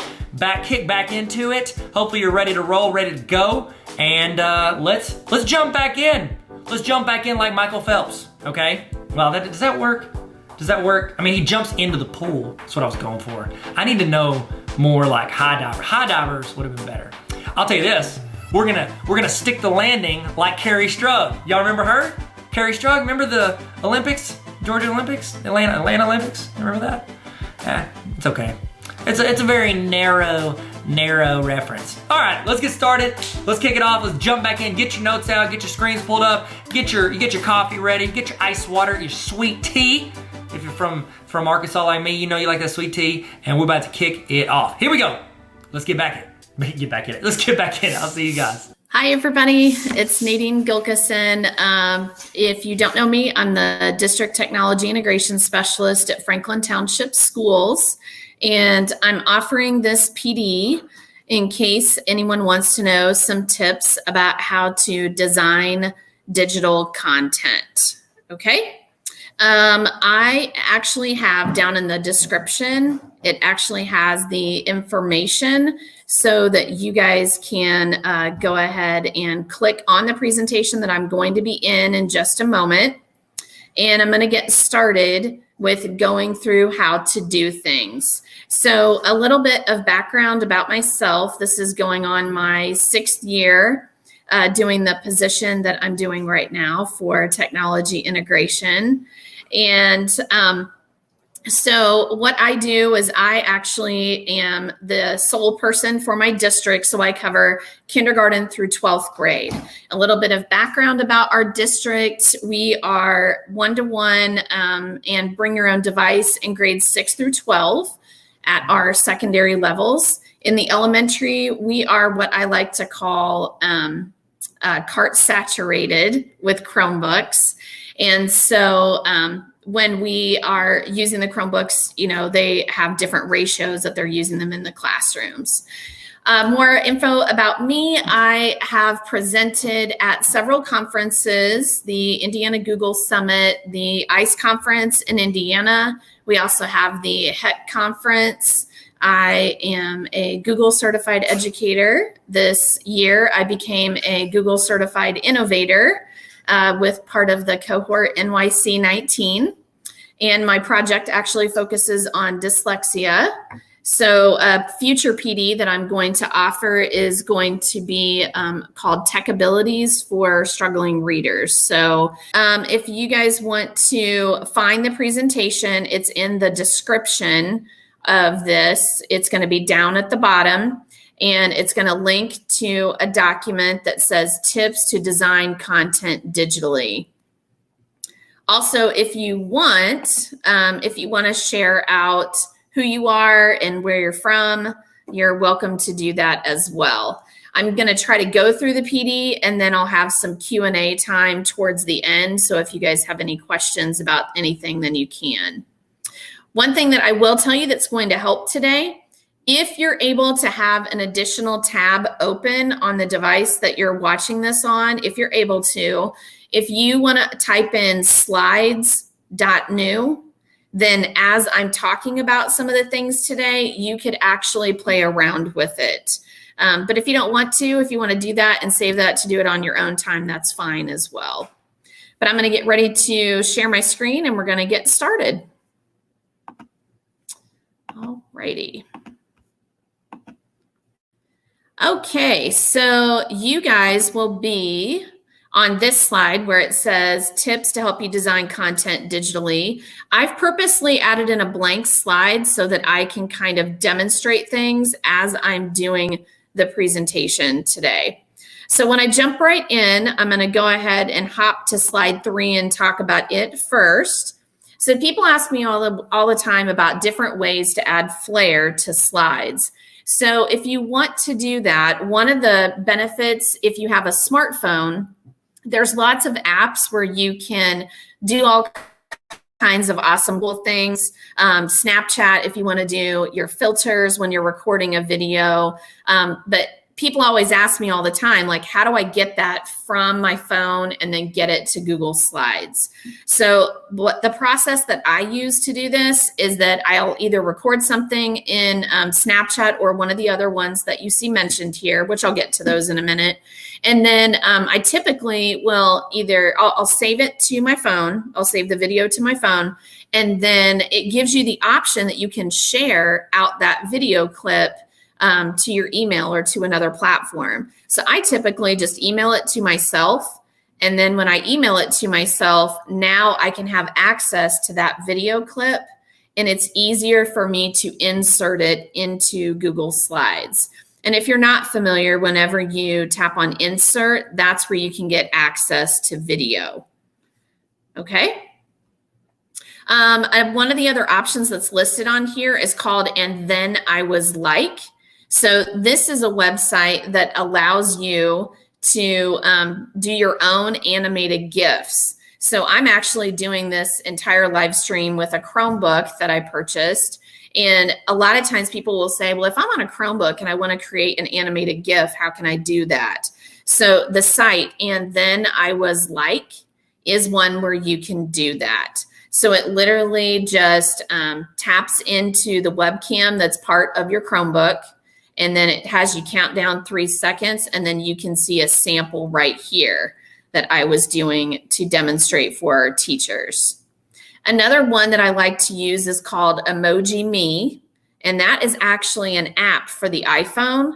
And so it allows me to have these different animated GIFs of myself as an emoji. Again, the same process is that you're going to save it as a video file, and then you can email it to yourself, and then that's an easy way. You could even just directly save it to your Google Drive from your phone, and then you can find the file when you go to Insert and you go to Video.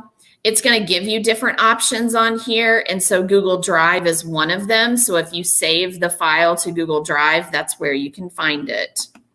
All right, same concept with GIFGab. I love GIFGab. Now, keep in mind, I am not saying that this is one that you're going to want to share with all of your students. It's definitely one that is for adults only. So when you're using GIFGab, that's one that's great. So you see like the cereal box. It has tons of really cool ones in here. It's made by the same company that does JibJab, but it's just strict animated GIFs. I want to go back to that option of Emoji Me, and keep in mind, if you have an Apple product, then you can do the option of being able to add your Memoji. So you can go and create a video with your Memoji head, and then you can insert that as an option as well. So just think about different ways that you can blend the two. So I'm going to stop sharing for a moment, and I'm going to take a moment and see if we have any questions so far. This was not a question, but thanks so much. Awesome that you're sharing with everyone all the templates and everything. That's great. So all of these tips that I'm showing today are a lot of the ways that I'm making my templates. And again, there's a lot of people that ask me, how do you do this? Or how do you do that? So that's really what this session is all about. All right. So I'm going to go back to sharing my screen, and I'm going to move on to the next topic here. So the next one that's going to be an option is going to be sites to use for images. Let's talk about that for a moment. So we've got some different options on here, and I'm going to start by talking about Unsplash is actually one of my favorites, and I actually have that listed on a different one, but I'm going to demo it for you. So it's called a Google add-on, and so what that will do is it will allow you to add some really cool options onto your slide. So when you go to add-ons, if you don't have it already, then you're going to go to the word Get Add-ons. I already have it, so it's listed as Unsplash Images. So when I tap on Unsplash Images, I'm going to select Insert an Unsplash Photo, and then it's going to pop up. So I would say probably 99% of the time, whenever I'm starting with a background, I'm using Unsplash Photos. So as a demonstration, I'm going to go here to slide 2. And let's say that I was looking for something that had a desk on the background of it. So what I love about Unsplash, if you're not using it, I can't stress enough that you need to use Unsplash, is because it's high resolution photographs that you can use in your presentations freely. They even say that you can use it commercially if you want to do that as well. So I'm going to go out here and I'm going to pick one. Typically, whenever I'm trying to pick my backgrounds with this, I do purposely try to pick something that may have some open white space on the side. And it looks like that image is giving me some issues. So I'm going to pick a different one than that one. Since that one's giving me problems, let me try this one and see if it comes up any faster. And if not, oh, there we go. So with this one, and I'm not sure why, but they always default with the little tiny gray line. So I typically go in here to the color border and then I select transparent. So now I've got this cool looking background on here, but I want to layer in text. Now you notice I said I try to pick something that has that white space, so then it's kind of built in where I can layer in a text box.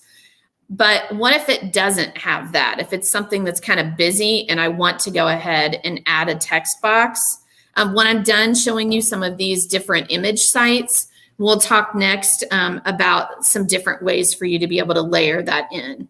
But I definitely, when I talk about images, Unsplash is my go-to. I even get people that think that I actually take the photographs, which I'm flattered, but I immediately say, no. You know, I'm always crediting that comes from Unsplash. All right. So let's talk about some of the other sites that you can use for this as well. Flat Icon would be the second most popular add-on that I use. Now it changed the name. If you were using it before, it used to say buy Flat Icon on here, and now it doesn't say that. So if you're looking for it, it says Icons for Slides and Docs. That is now the name of the add-on for Flat Icon. So I'm going to hit start on mine. And when it pops up, this is where you get some really awesome icons that pop up here. So I'm going to select one that looks like a house. So I've got on here that I can select the different size. Now, pixels are something that you want to pay attention to whenever you're picking out an image. The smaller the pixels, the less quality. In other words, it's going to be more pixelated. So I automatically jump to the 512. And when I hit insert, then it's actually going to pop up on my screen right here. So I'm going to actually move this guy over to my test one. So I'm going to hit copy and I'm going to go out over to this slide and paste him in. Now I want to demonstrate a couple of things with this. Now, obviously I don't need it this big, but again, I did it the larger size so that it's not pixelated. Now, if I hold down Control Alt while the image is selected and I tap on the letter J, it's going to make it smaller. If I hold down Control, Alt, and K, it's going to make the image bigger. I use that trick all the time instead of me trying to go diagonal and make those selections. So I get it to the size that I want it. I have it placed on the slide, but there's one other little feature that I always like to add. So I come here to Format Options, and when I tap on it, I always tap Drop Shadow. Now, you might think that it didn't really do much, but what it does is it adds just a tiny little shadow that's dropped underneath it. And it's something that designers like to see because it makes an image pop out just a teeny bit more. So I wanted to make sure that I pointed that out. So Flat Icon, Unsplash, those are my first two big go-tos. Now, Joy Pixels is another one. So for this one, it used to be called, oh my gosh, now Emoji One. That's what it used to be called. So now it's called Joy Pixels. And when you tap on this, it's going to launch out to it. And this one is where I get the different emojis. Now, keep in mind, there's different versions. They have a free version that you can use their emojis, and they also have a paid. And of course, the free version is only going to let you have access to it for a certain pixel ratio. It's not the best, but hey, it's free, and I'm all about free. So if you tap on emojis, then this is where you can take a look at the different options that you have. So on here, they've got, different items that are on here that you can choose, your icons, and so on. It's not an add-on. I can tell you that, that Joy Pixels is not an add-on.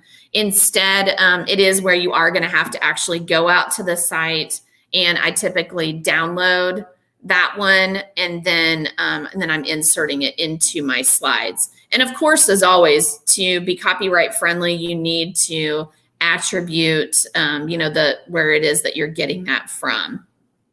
Bitmoji is the next one that is one of my most popular ones that I use. Now, this one is a Chrome extension. Sometimes I get teachers where they get confused between an extension and an add-on.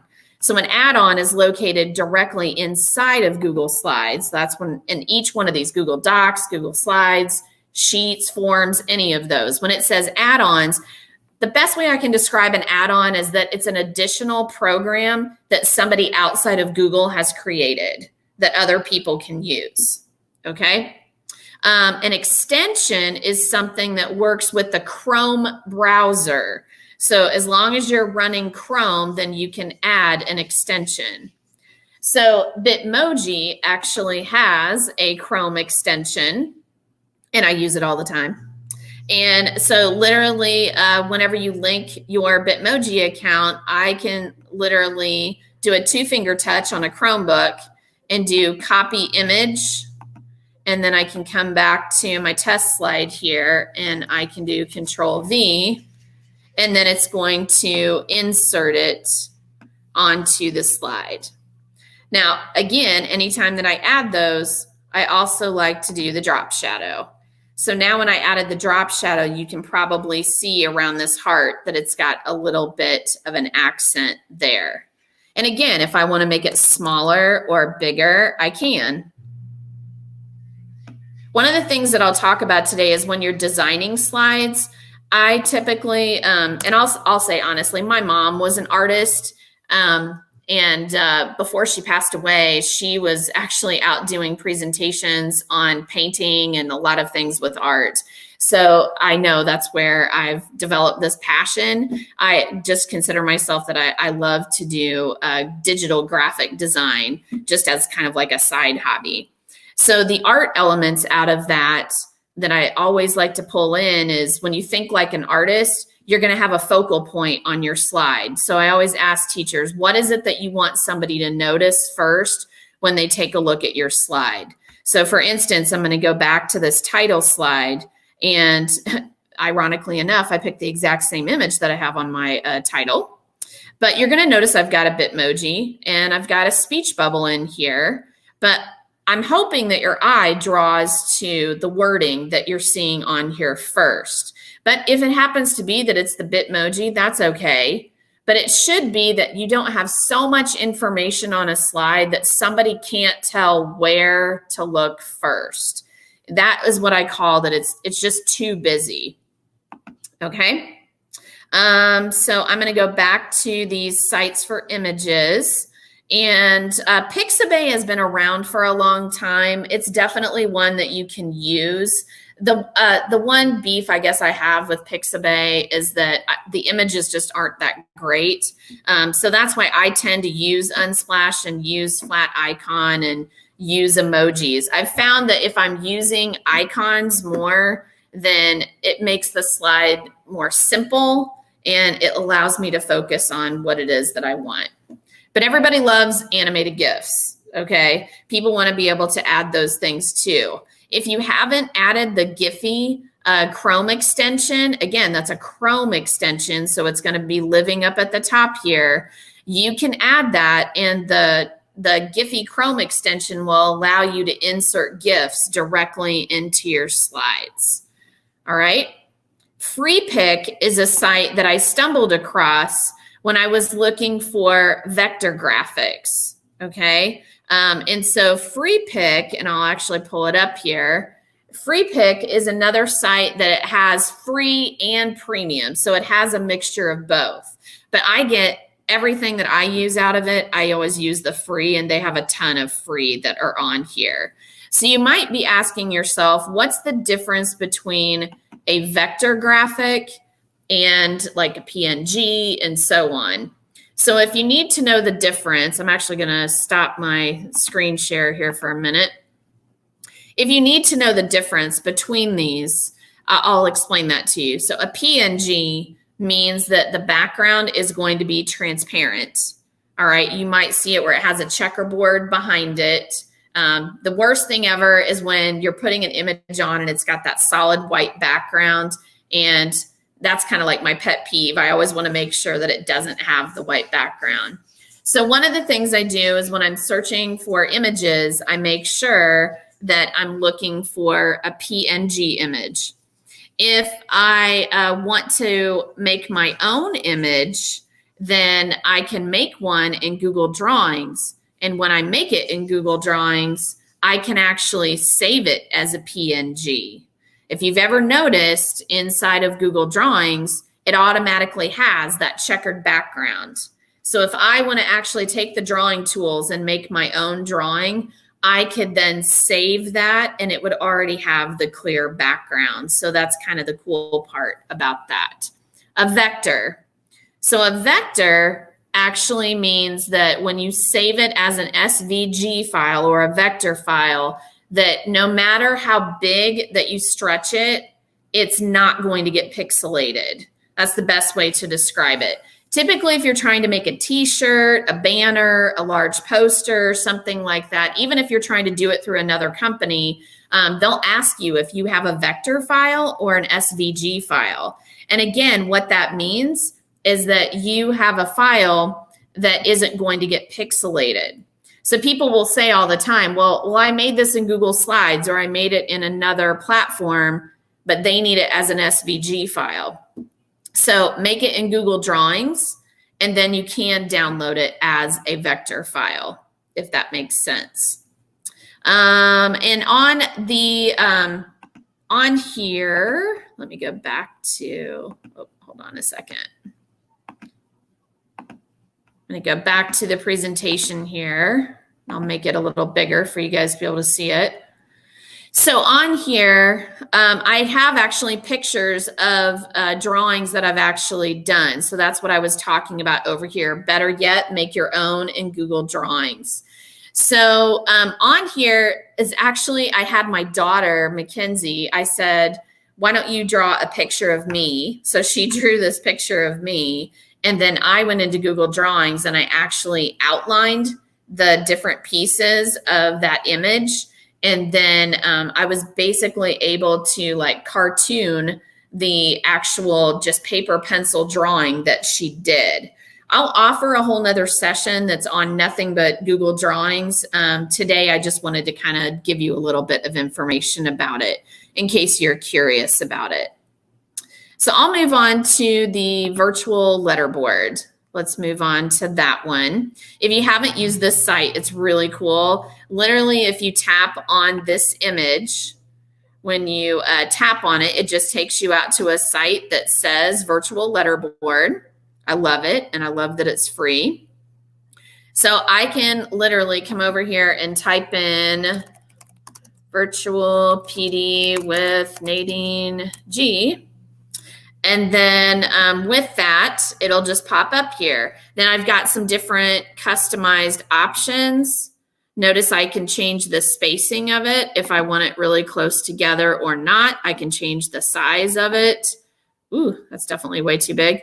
But I can make it smaller, bigger. I tend to keep it at the 3/4. You can also change the background of it and what it looks like, which I think is pretty cool as well.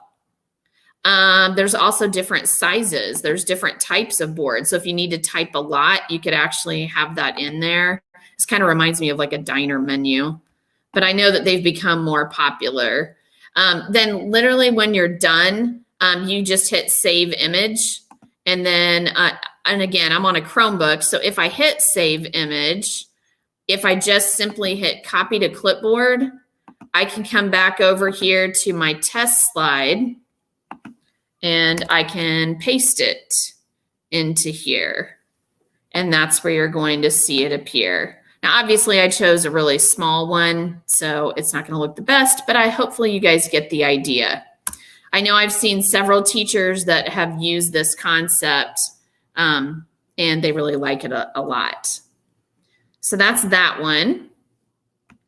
I really already covered the Unsplash add-on when I started off the PD today because it's always my number one.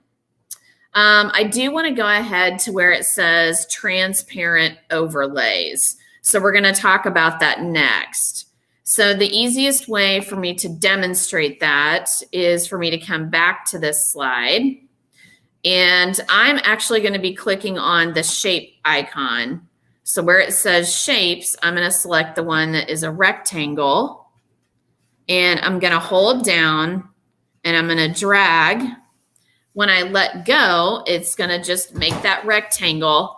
Now, typically when I like to do this overlay, I like to make sure that I keep it a gray shape or a gray color. If I choose a different color, it just doesn't look as well. So now that I've gone into here, the next thing I usually do is I am going to tap on the border and I'm going to make it transparent. Then I'm going to tap on the paint can. And again, all this has to happen while it's selected. If it's not selected, then it's not going to work. So then I'm going to come down here to the word custom. When I select custom, I notice that there's a bar down here that says transparency, and I can go as transparent as what I want. So I usually like to go about halfway. And now you guys can still see that image of the keyboard. And even when I click off of it, you can see that faint outline in there.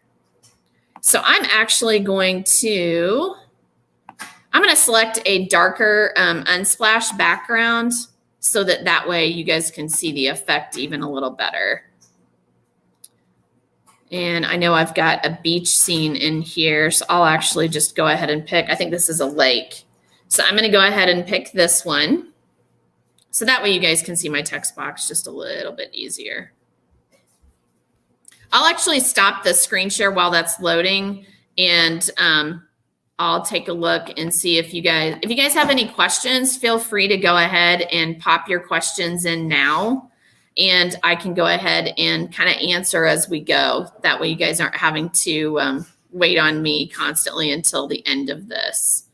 So again, feel free to just pop it in the chat, and then if it pops up, I can answer any questions that you have. So far, we must be good because I don't see any, which is nice. It looks like my image is not wanting to load. It's being a little finicky, so I'm going to pick a different one that I can get on here easier. So bear with me for just a moment. Let me try this one and see if it pops up for me. All right. Okie dokie. So I'm going to go back to sharing my screen again. And then I pulled up a different background that's going to work better. All right. So on this one, I have this image. And I'm actually going to teach you another tip or trick that I use. So notice how this automatically went to the front. If you want to know a shortcut of how to immediately put it to the back, I take 2 fingers and I'm going to hold down Control and Shift while the image is selected. And now with my other hand, I'm going to select the down arrow. So now when I did that, it just put it to the very back. Now, when I want to get rid of this other background, I'm just going to tap backspace and now it's here. So now you probably can notice how it's a lot easier for you to see that text box compared to a dark background. Now, when you want to type on it, I just put something simple in there. If you didn't know this trick, maybe you do. If I double tap, then it will highlight one word. If I triple tap, it will actually highlight all of the text that I've added. So that way I'm not having to try to like drag my finger if I'm not using a mouse and I'm trying to highlight everything. These are tips that I actually teach students when I come into classrooms and I do lessons, but adults like to hear these tips too. So when I come into the font, my new favorite right now is Lato, L-A-T-O. And I tend to like to make it light. So it takes it a moment here And then I obviously want to make it pretty big so that people can see it really well. And so fonts are a whole nother discussion about this. Number one, people will say to me, oh, that's one thing that frustrates me about Google is that I don't like all of the preloaded fonts. Well, don't forget that you can always go down here and you can select more fonts, and they have a bunch more that you can load. If you are in Google Docs, a extension that I use all the time is Extensis Fonts, and that is EXTENSIS, Extensis Fonts. Now, I wish they had it for Google Slides, but I will tell you that I have come up with a hack that if I'm typing something in Google Slides with a particular font that I got from there and I copy and I paste it into Google Slides, it works. So then all of a sudden now I have that font in Google Slides. So I just wanted to make sure that you guys knew about that option. Okay. But as always, like when I'm telling students, when you're deciding on a font that you want to use, make sure that it's something that's easy to read. If you're picking something that is a scripty font, different things like that, then it does make it very hard. I've been trying to as well, because I've been reading different posts about graphic design. I'm trying to limit the number of fonts that are used in a presentation. So for instance, I use that Lato font for the top here, and notice that fonts have different versions. Like if it says light, normal, and so on, you can have the same font, but it can look differently for you. There's been a lot of research that says that if you have more than 2 different kinds of font on a presentation, that it's too distracting for the person that's taking a look at it. So make sure that you keep that in mind when you are designing. Okay. And I want to say that there is, I've searched this before, different font pairings here. Here we go, fontpair.co. So this site is really cool. So Font Pair is going to tell you, when I just told you, hey, there's 2 font pairings that you want to put together. If you're not sure which ones look good together, then just scroll through this, and I'll add it on our chat so that way you guys can find it if you're not watching it live. So take a look at the different options that they're giving here, because those are really good. Okay. So Font Pair. Alrighty. So now we've done a transparent overlay. We have done some text. Sometimes if I want it to stand out even more, I will highlight it. And then after I highlight it, then I'll add a drop shadow to the text as well. But sometimes I think it looks better if the text doesn't have it. Like sometimes it looks cool, sometimes not. So kind of use your best judgment with that. Okay. All right. I'm going to skip and actually come down to slide 9, which also talks about lettering, since we're kind of talking about that right now. If you're still wanting to find better lettering, then I always tell people about this site, Flaming Text. I know the name of it sounds really wacko, but if you go to Flaming Text, then that way, it's easier for you guys to be able to find some fonts that you want. So there's a bunch. There's no way I can highlight all of the ones that are on here, but let's say that I wanted to pick the one. I'll go with the first one. If I wanted to pick this one, then I'm going to go to Edit Logo. And then I can choose the text, logo, shadow, background. And then once I get to the word image and I get to done, then I have the option that I can right click it and I can download it. So that way I have that as an option. So see right here, it says free for personal and academic use. If you're going to use it commercially, that's when you need to buy it. So as long as you're just using this for educational purposes, you are perfectly fine with using flaming text as an option. Now, obviously, again, that's another one that I would recommend for adults to use to ramp up what they're doing. I know I had to actually ask our IT to unblock it because when you hear the name, obviously you're thinking awful things. So I just wanted you to know that. All right. So I'm going to stop the share. I wanted to take a look at the chat and see if anybody has any other questions. Okay. So I do have some questions. So Carrie asked, hi, Carrie. In the description of the YouTube, what you're watching right now, down in the description is a link to the Google Slides that I'm going through. And Brittany, hello. The same question as Carrie. You want to define the slides that I'm using, and it's in the description of this video. Will take you to a link to this presentation. Okay? So that way you can find it. And Judith, you're so sweet. Thanks so much.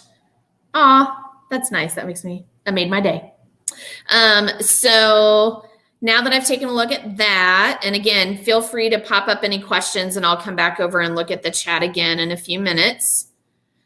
And also, Carrie, since you're in here, to get your PGP points if you're with our district, I also added the link to get the PGP points in the description as well. So Diane, you're saying that you don't see the flaming text page.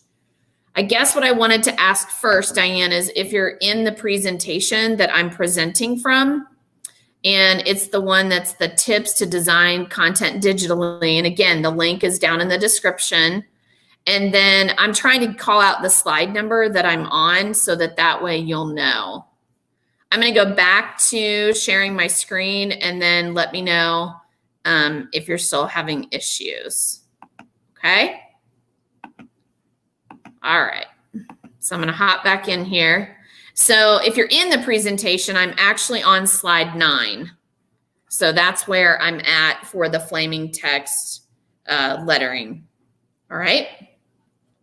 So another item that I want to talk about is how you can add audio to your slides. That has been a huge game changer for me, for people being able to add audio to slides. So I wanted to kind of go over my process because yes, it's there, but it's not intuitive. It's not the easiest to navigate.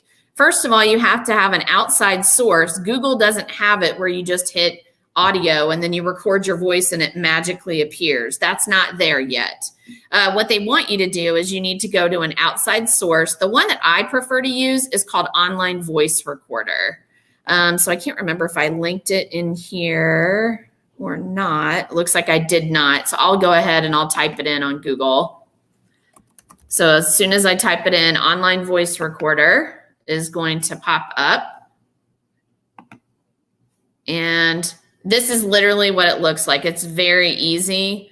And then it's going to say to tap the button to start recording. So I'm recording my voice right now as a test. When I'm done, I'm going to hit stop. Then I have this little sound file here. The cool part is that it does, and remember, this is free. It's not like iMovie or something. I can actually come in here and I can crop out like the dead space. It doesn't get all fancy where I can like come here and splice it. It just lets me cut off things that I may have at the end. So when I tap save, it just downloaded it to my Chromebook. Okay.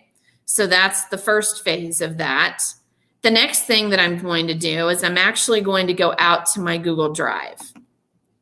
So the next tip that I'm going to give you is something that I would recommend that you do inside of your Google Drive anytime that you're wanting to record audio. And this is kind of a one and done deal. Like you shouldn't have to go in and add a bunch of other things.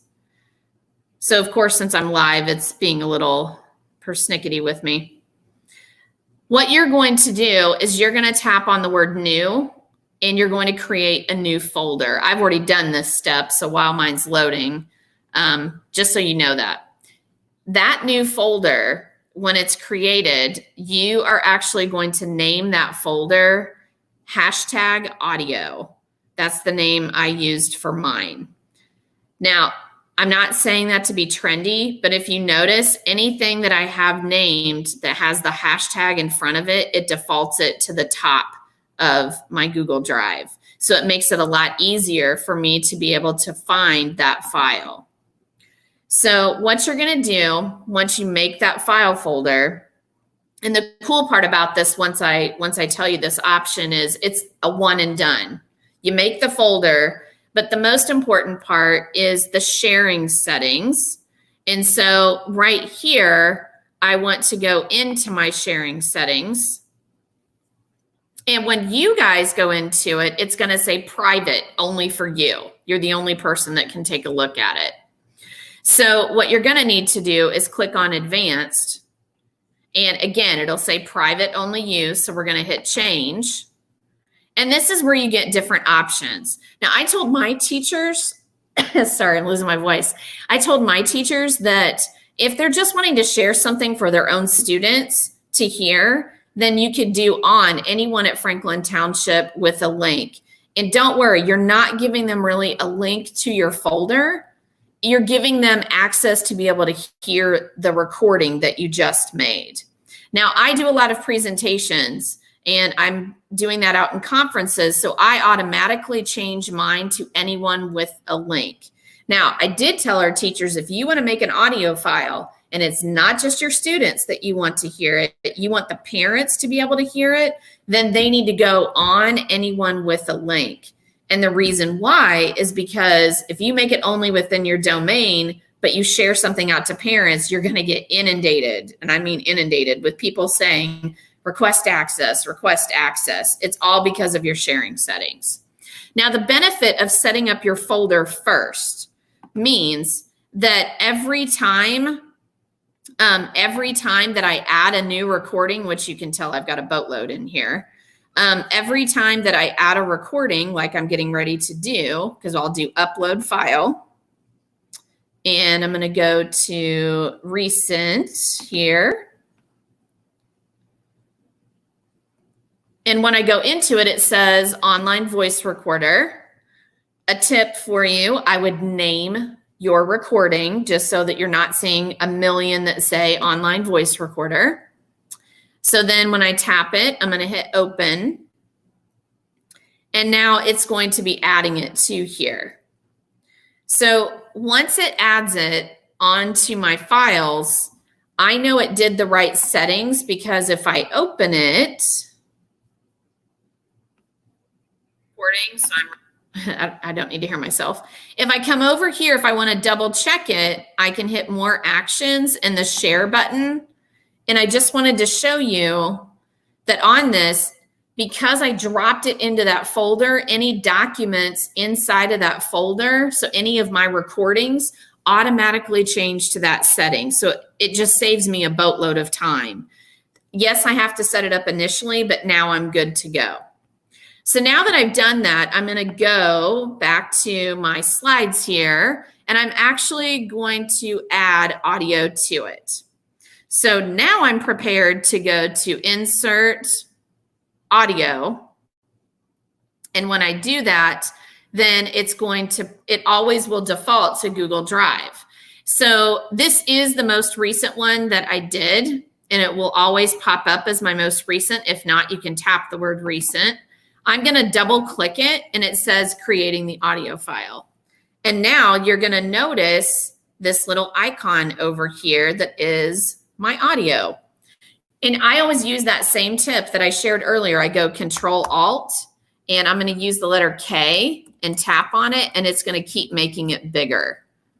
And I can test it. So I'm recording my voice. So now you hear it.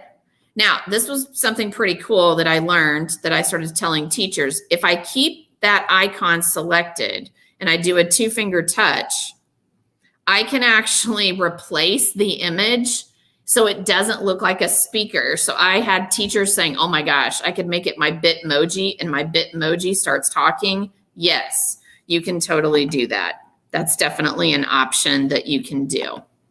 So I'm going to take that sample off of there.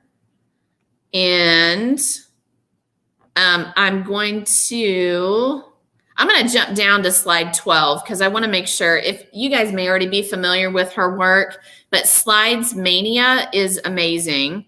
I'm showing you today how you can make your own templates in Google Slides or other presentations. But if you want, and if you're like, okay, I need something to get me started, you can always tap on here and it will take you to Slide Mania. I love this lady's work. What's awesome to me is that she's not an educator. She's actually a lady, I think she said she's like an accountant or something, but she just does this as a hobby. And so she makes all of these different presentations. And notice she even has by EDU for EDU. So she's got all kinds of different templates that you guys can use, all completely for free. She's got an education tab. I know those of you that were looking for different templates to do e-learning, she has all kinds of templates that are already made for you. So I want to make sure that you definitely know about her site. Okay. A couple other items that I'll mention in here because I know I'm getting to the end of this. And if you enjoyed this session, I'm going to have some other sessions today, but then next week I'll have a whole new selection, and I'll have some more advanced items with design if you're interested in any of that. My next session is going to be about HyperDocs. If you're not familiar with them, you can stick around, hop on the next live session and learn more about them. If you just want to explore, I actually have a link here that will take you out to about, gosh, I have over 50 now of HyperDocs that I've created. Speaking of templates, I have all kinds of templates that we've designed for our district. If you want to tap on this template, this one takes you through, it has directions to kind of help you if you're wanting a template to get you started. Our district has done like the divide and conquer method, and I've got a link to a bunch more templates that are on here: related arts, writing, math, guided reading. Just tap on this link and it'll take you to a Google document that has all kinds of options that are on there. What up? Welcome back. Hey, Tyler here. How are you doing? How you feeling? In the chat, let's do emoji check. And how are you feeling right now? Have you learned? Oh, no. To this point, what is something that you are going to try in your classroom or implement that you might not have wanted to, an hour or two ago? What is something you're wanting to implement in your classroom? Put that in the chat right now. I'd love to see it. I know the other people in the chat would love to see it. I know it'd be some great input. So throw that in the chat and then you can also copy paste and put in your notes just so you don't forget. Make sure everything you're doing, you're keeping notes of. Keep links to it, all of it, because I want you guys to be able to access and actually make your classroom better. I've sat through enough PDs in my life, professional development in my life, that I don't remember one thing from. I pray that you walk through this. I am hoping that you get something out of this training that you can take and use, once a day, once a week, once a year, once a decade, something that you use and implement, whether it's a mindset or a skill set or just any type of framework to build your classroom and make things better.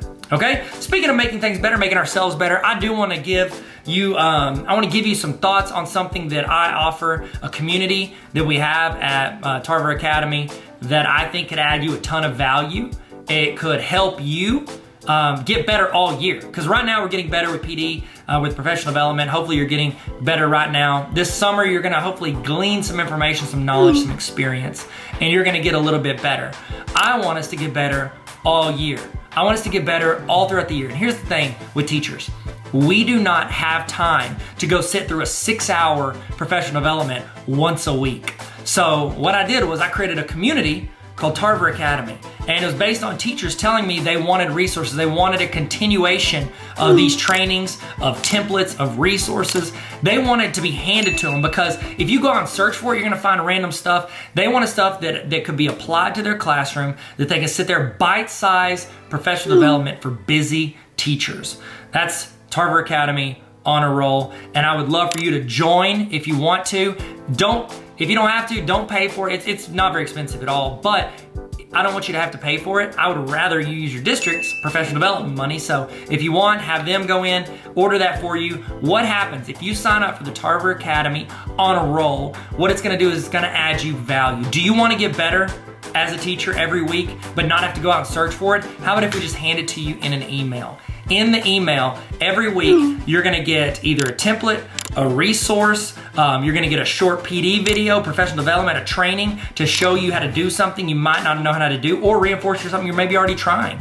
You're gonna get something that makes you better every week, plus some quick tips, links to some other things, and also you can ask me questions. I have a mailbag where you get to ask questions, and that's the list I'm gonna pick from first. I wanna help you guys. If I don't know how to do it, I'll do the research for you. I'll build, you're like, oh, I really wish I had a digital interactive notebook. Guess what I'll do? I'll go in and I'll build digital interactive notebooks, and I'll give you the template. You don't have to pay teachers. You don't have to go in and throw the money at anything. I wanna just hand it to you, and I wanna do trainings for you to help you. So if you wanna join that community, I think it's super helpful, and it's essentially where I become the tech facilitator for you. It's Netflix for teacher resources, and I would love for you to join and jump on that. So if you want, go there. It's tarveracademy.com/honorroll, and you can sign up for that. And I think it's just going to be a huge. It's going to be a huge help to teachers throughout the year who have a lot going on and not a lot of time, extra time to go out and do it. It's like as teachers, they always give you more stuff to do, but they don't give you like, oh, here's like an extra 3 hours a day to go out and do whatever it is you're going to do. So if you want to sign up for that, you can.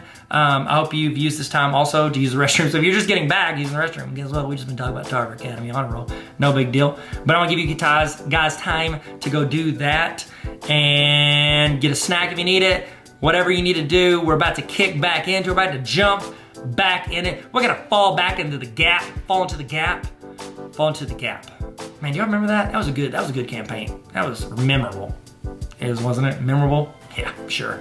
Okay, so we're about to get started. We'll get started here very soon, and we're gonna jump back in. We're gonna keep learning. All right, let's do it. Let's go. We're still doing this. In the chat, here we go. In the chat, I want you to tell me the name. Okay, don't say that. I was gonna say, tell me the name of, you know what? You can do that. Tell me the name of a teacher who made an impact on you and what they did. Why did they have an impact on you? In the chat, what name of a teacher or an educator that had an impact on you and what they did to have an impact. It was either the way they treated you, the way they ran their class, or the way they inspired you, or just the way they had structure maybe. They were reliable, they were consistent. I would love to hear in the chat, name of a teacher that motivated you as a student or as another teacher and what they did. So let's throw that in the chat, and we're about to get started. We're gonna jump back into it. We're about to get started. We're gonna jump back into it like a pogo stick. See that? See what I did there? Nope?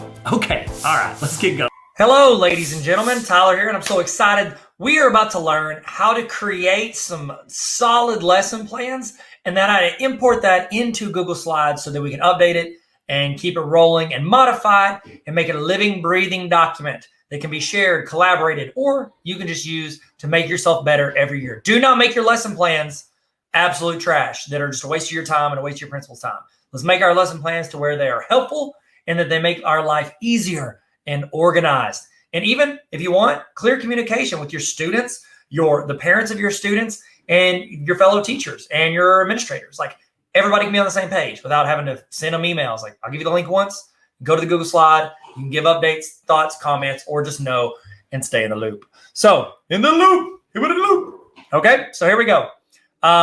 Let's go ahead and start here. Canva has a lot of really fantastic, let me give you the link. If you don't have the link, I'm going to toss it in there. Check out this. I'm going around my camera. Sorry. Duck around my camera. There we go. So I'm going to toss the link on the screen. It is bit.ly/Tarver Canva. Okay. They have free accounts. They have education, which is like the premium version, and it's free for educators if you prove that you are an educator. And then they have the premium accounts. All of them are fantastic. Okay. So here we go.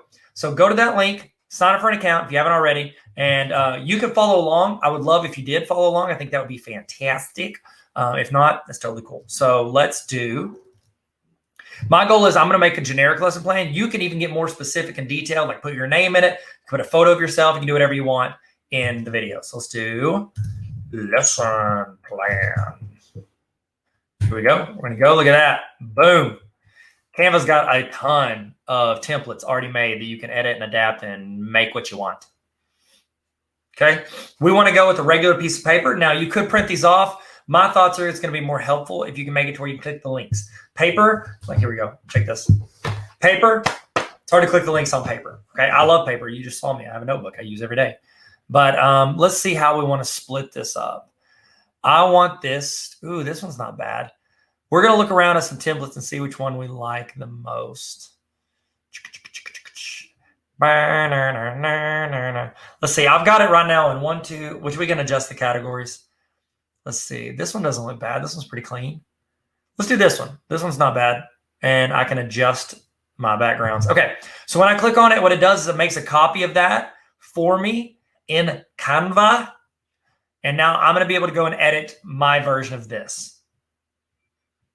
So good. So great. Right? So good. So great. Here we go. Okay. So I'm going to call it, well, it's not going to put a date on it. I'll just put lesson plan right here. And then I would put Mr. Tarver's class, but I want this to be able to be used by anybody. You know what? There we go. Yeah, let's do this. So what we'll do is we'll have the class period on there. I think that can stay. I think that's pretty solid. Let's change the background, make it look like stuff that I do. I have kind of a look and feel. So we can go to my folders and we'll go to my, got some baller stuff for some baller teachers. Baller teacher playbook, what's up? Let's do this. How cool would this be? Okay. I'm tossing that on there. Definitely going to toss my logo, my baller, certified baller teacher on there. I'll give it to you guys. Okay. So here we go. Let's do this hardwood background. I'm going to just drag it over and I'm going to drop it. There we go. Oh, there we go. Now I need to change this color, make it a little bit darker. There we go. There we go. And now I'm going to add, what do you think? Should we add this? That one's pretty cool.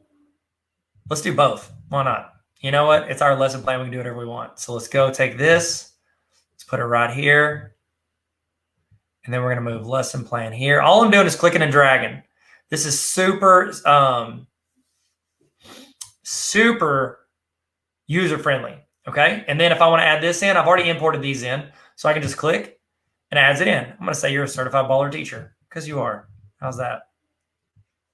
There we go. Certified baller teachers. It's my template. I guess I can do whatever I want. Okay. Is that too much? It feels like too much. I'm just going to leave that. We'll leave that on there. And we'll do this. Lesson plan. There we go. And it gives you some room to play with it. If you want to put something up here, you can put your name in there. It's all up to you. And I'm going to show you how to do that in Google Slides. So what would it be important? Let's see. I have class period. I think that's important. But I need some more stuff in there. So I'm going to move this circle over. So we got class period. What else? I think we should do whatever week it is. Wouldn't that be helpful? Move it up. You know, it'd be sick. Okay, I got an idea. Watch this. Okay, so we're going to move that. All I did, to do that, I'm going to explain how to do that. So I selected all of this, click, drag, and select. Then on your keyboard, you can hold the Option button. And then when you click and drag it off of it, it creates a new one. Okay? There we go. Okay, and then we can just say, want to put up here, want to put week number. And so then you can put in the week. Let's see. So week, I would say day. How about this? Let's put day. And then what I'm going to do is I'm just going to do a Monday. Oh no. I don't want to be bigger. I just want to go further out. There we go. Nope, that's not working. Let's try this. Oh my goodness. Can I zoom in? Okay. We're just going to go here and I'll just make the text smaller. Okay. So I don't want that day to be so ginormous. So what size are these? I'm clicking on it. It's 13.2. So we're going to make this one 13.2. Okay. Now what I want to do is I want to add it to where you can, in my mind, I'm going to make it where it says Monday, Tuesday, Wednesday, Thursday, Friday. And then when I make my Google slide, I'm going to do it to where you can drag like a circle over the top of it. I think that'll be kind of fun, right? Monday, Tuesday, let's see, Tuesday. Give me a 0. I don't want a 0. Okay, so we're going to copy the space in there. And I'm going to put it right here. Okay, if you're doing this with me, we're doing it. You're adjusting whatever you want. This will be Thursday and Friday. Oh, no, not find. Friday. In the comments, 1 to 10. How much did you love that song, Friday? Okay, I'm spacing these out a little bit more. Monday, Tuesday, Wednesday, Thursday, Friday. It's going to help you get an idea of your week. There you go. Those look spaced out. They look different. Is that better? Those look pretty even. I think we can use one more here. Sorry, you're getting to see the process of creation. So, okay, that definitely doesn't look right. Okay, remember, undo is Control Z if you're on a PC or a Chromebook. It is Command Z if you're on a Mac. Okay, we're rolling. We're rolling, people. We're rolling. Here we go. Okay, so we've got our lesson plan. I think we can actually make this even bigger. Okay, so we've got our date. We're going to be able to drag and drop a circle over it. We got our week number, which we can just write in. Let's see, class period.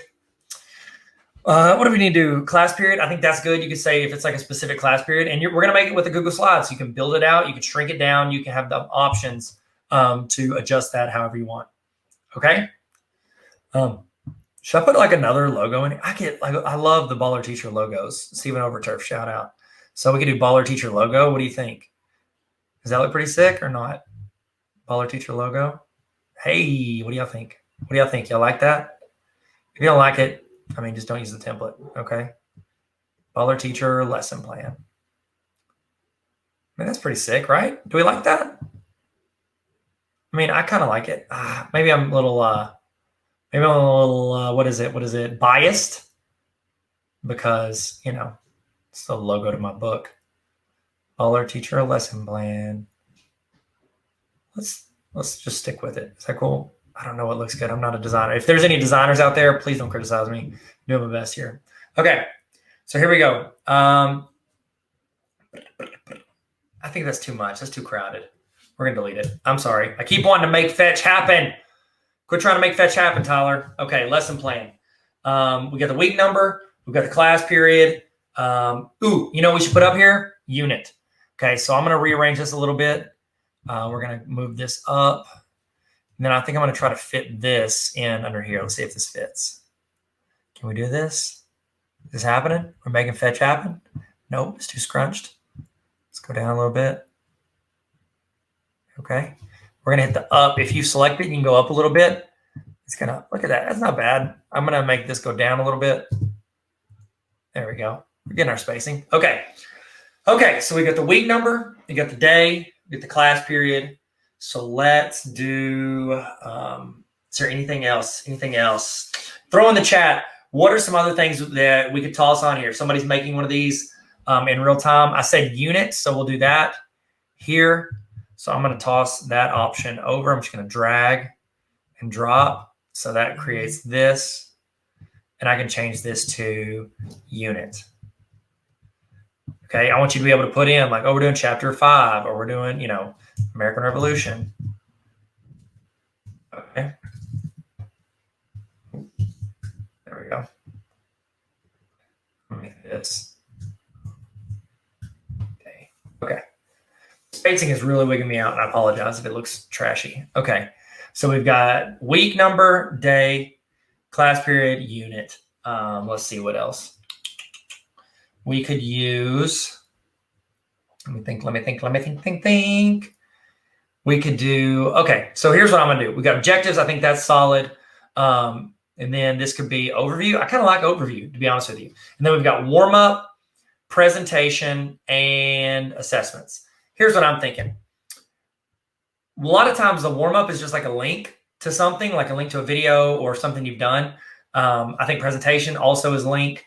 And then assessment, I think that's a link as well. Because a lot of times, like, we're not going to write in a lot of this. We're going to link to it because I'm thinking this is like a virtual activity. So here's what I want to do. I want to make them to where they're all links. Okay, so we're going to shrink this down. Okay, I'm going to call this, what did I say? We've got objectives, we've got overview. Should that be standards? I think there should be standards, right? Let's do that. It's so important. Everybody cares about standards. All right. Then I've got like an idea of some things I could throw in there. So let's do warm up. And actually, I'm going to get rid of these dots. Like I'm just thinking through, what does this look like? You know what you could do if you wanted to? If you made a lesson plan you liked, you could create it in Canva and then just use that template to build out, you could build out like every day, go in and like add the page or duplicate the page and put it in. I wouldn't, but you could. You have options. Should I put teacher name? Well, you know who you are. You know who you are. Okay, so let's take this warm up section and we're going to make a copy. I'm holding Option and dragging the new copy here. And then I'm going to go and do another one. Option, drag the copy here. Okay, and then I'm going to say we got warm up is good. Then we're going to do then we could do presentation. So how do you present it? Either video links or maybe what else? Could be presentation, could be a video link, could be linked to next to your website, could be your video, could be a slideshow, whatever. And then I think we do assessment. Oh, well, I got assessments at the bottom. Presentation. Let's call this one supplementary resources. Supplementary resources. Supplementary, my dear Watson. We'll just put supplementary. Okay. And I've got the opening to Guardians of the Galaxy stuck in my head. So let's move this up. Okay. It looks like it's pretty even. Okay. So I've got assessment and exams. I don't know why that's on here. I say this is going to be reflection. See, is there anything else in my notes I think is important? For reflection, put assessment, presentation, warm-up, objectives. I think all this is pretty good. Are you guys cool with all this? Let's move this down because we're a little scrunched up. Here we go. We're going to go take all this, click and drag, and then we're going to move this down here. Let's do it right here. And then, you know what? We'll give me a shout out because, I made it. I mean, why not? It's mine. Let's take this. I'm going to hold Option, make a copy. And then I'm going to be like, that's too much. I'm just going to go at $Tarver. And then we can do tarveracademy.com. And then we're going to shrink this down because we don't want myself being thrown out there like this. So we're going to shrink that down. It's okay. If you make a resource, if you're creating a resource, it is okay to say, hey, I made this resource. I think that's perfectly fine. But then again, I guess that's my opinion. Y'all seen that? Have y'all seen that meme where it's like, that's my opinion. Okay. There we go. Okay. So we toss that in there. If anybody wants it, there they go. Okay. There you go. All right. So we've got that. Let's make this like a little bit bigger because, y'all are ball that teaches. Let's see. I wonder if you do like an outline on this thing. What do y'all think? Would it look good? I don't think so. I think we're good. Let's keep it simple. Let's make sure all of our stuff's lined up. Does this look like it's got our spacing correct? There we go. Now it's better. How are these? We could spread these out a little bit. We scrunched them up a little to fit everything in. So let's see. Go up. Go up. And goes up. Goes down. All right. There we go. Class period. So right here, this will be like your informational stuff with regards to like when this is happening. Like week, day, class period. And then this is the unit. Should I put subject? Ooh, subject should be up here. Yep, I think we should. Let's do this. We're going to do one more of these blocks. We're going to do Option. Actually, maybe subject should go over here because this is our location stuff, like date, time, and everything. And then maybe this over here should be our subject area. So that's what I'm going to do. I'm going to move this up. And then I'm going to duplicate this. Hold Option, go up. I don't want to do too much. That's the thing with whenever you create anything for teachers. It's not like we have a ton of time. Subject Should be subject or course? Yeah, we'll do subject. Actually, course. I'm sorry. I talked myself out of it. Okay. Of course. There we go. Okay. So I think we've got on the left side, I think we do a good job of saying like, hey, here's when this is happening. On the right side, I think we do a good job of that one. I'm going to change the color of this to give it some variation. So let's take this. I'm going to hit the text. Then I'm going to change that color to, let's do this. There we go. That way it pops a little bit. And then I'm going to put one space here because this is wigging me out. Is that good? It's too much? Okay, the M and the T look like they have too much space. Sorry, I'm just trying to fill this out. Okay, I think I literally just undid everything that I did. Okay, so there we go. I think that's pretty good. Lesson plan. I feel pretty solid about it. Sweet. Okay, so now here's what we want to do. We are done with it in Canva. We're done with building this. This is the background. Now, I could print this off and make this, hey, there's your lesson plan, print it off. I don't want to do that. What I want to do is I want to hit download. You do not, because I want to put this as a background in Google Slides. I do not want to do this as a PDF. Now, you could save it as PDF. Say you just want to print it. It'll give you higher, like clear printing stuff.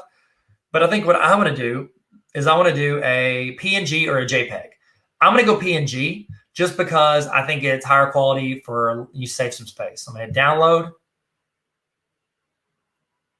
Let that download. And then what we're going to do is we're going to go in and we are going to create, we're going to put it in a Google Drive, or not a Google Drive. We are going to put it in our Google Drive, but we're going to put that into a Google Slide. So what I recommend, whenever you're making this, do not start with a blank Google Slide. Use something you've already done, copy it, and then adjust that. And that's exactly what we're going to do. So I'm going to do, I think I've got, do I have a folder just for, nope, templates on slides. So I do have a folder for slides. So we're going to go here. And I want to go in and I want to make a copy of lesson plans. There we go.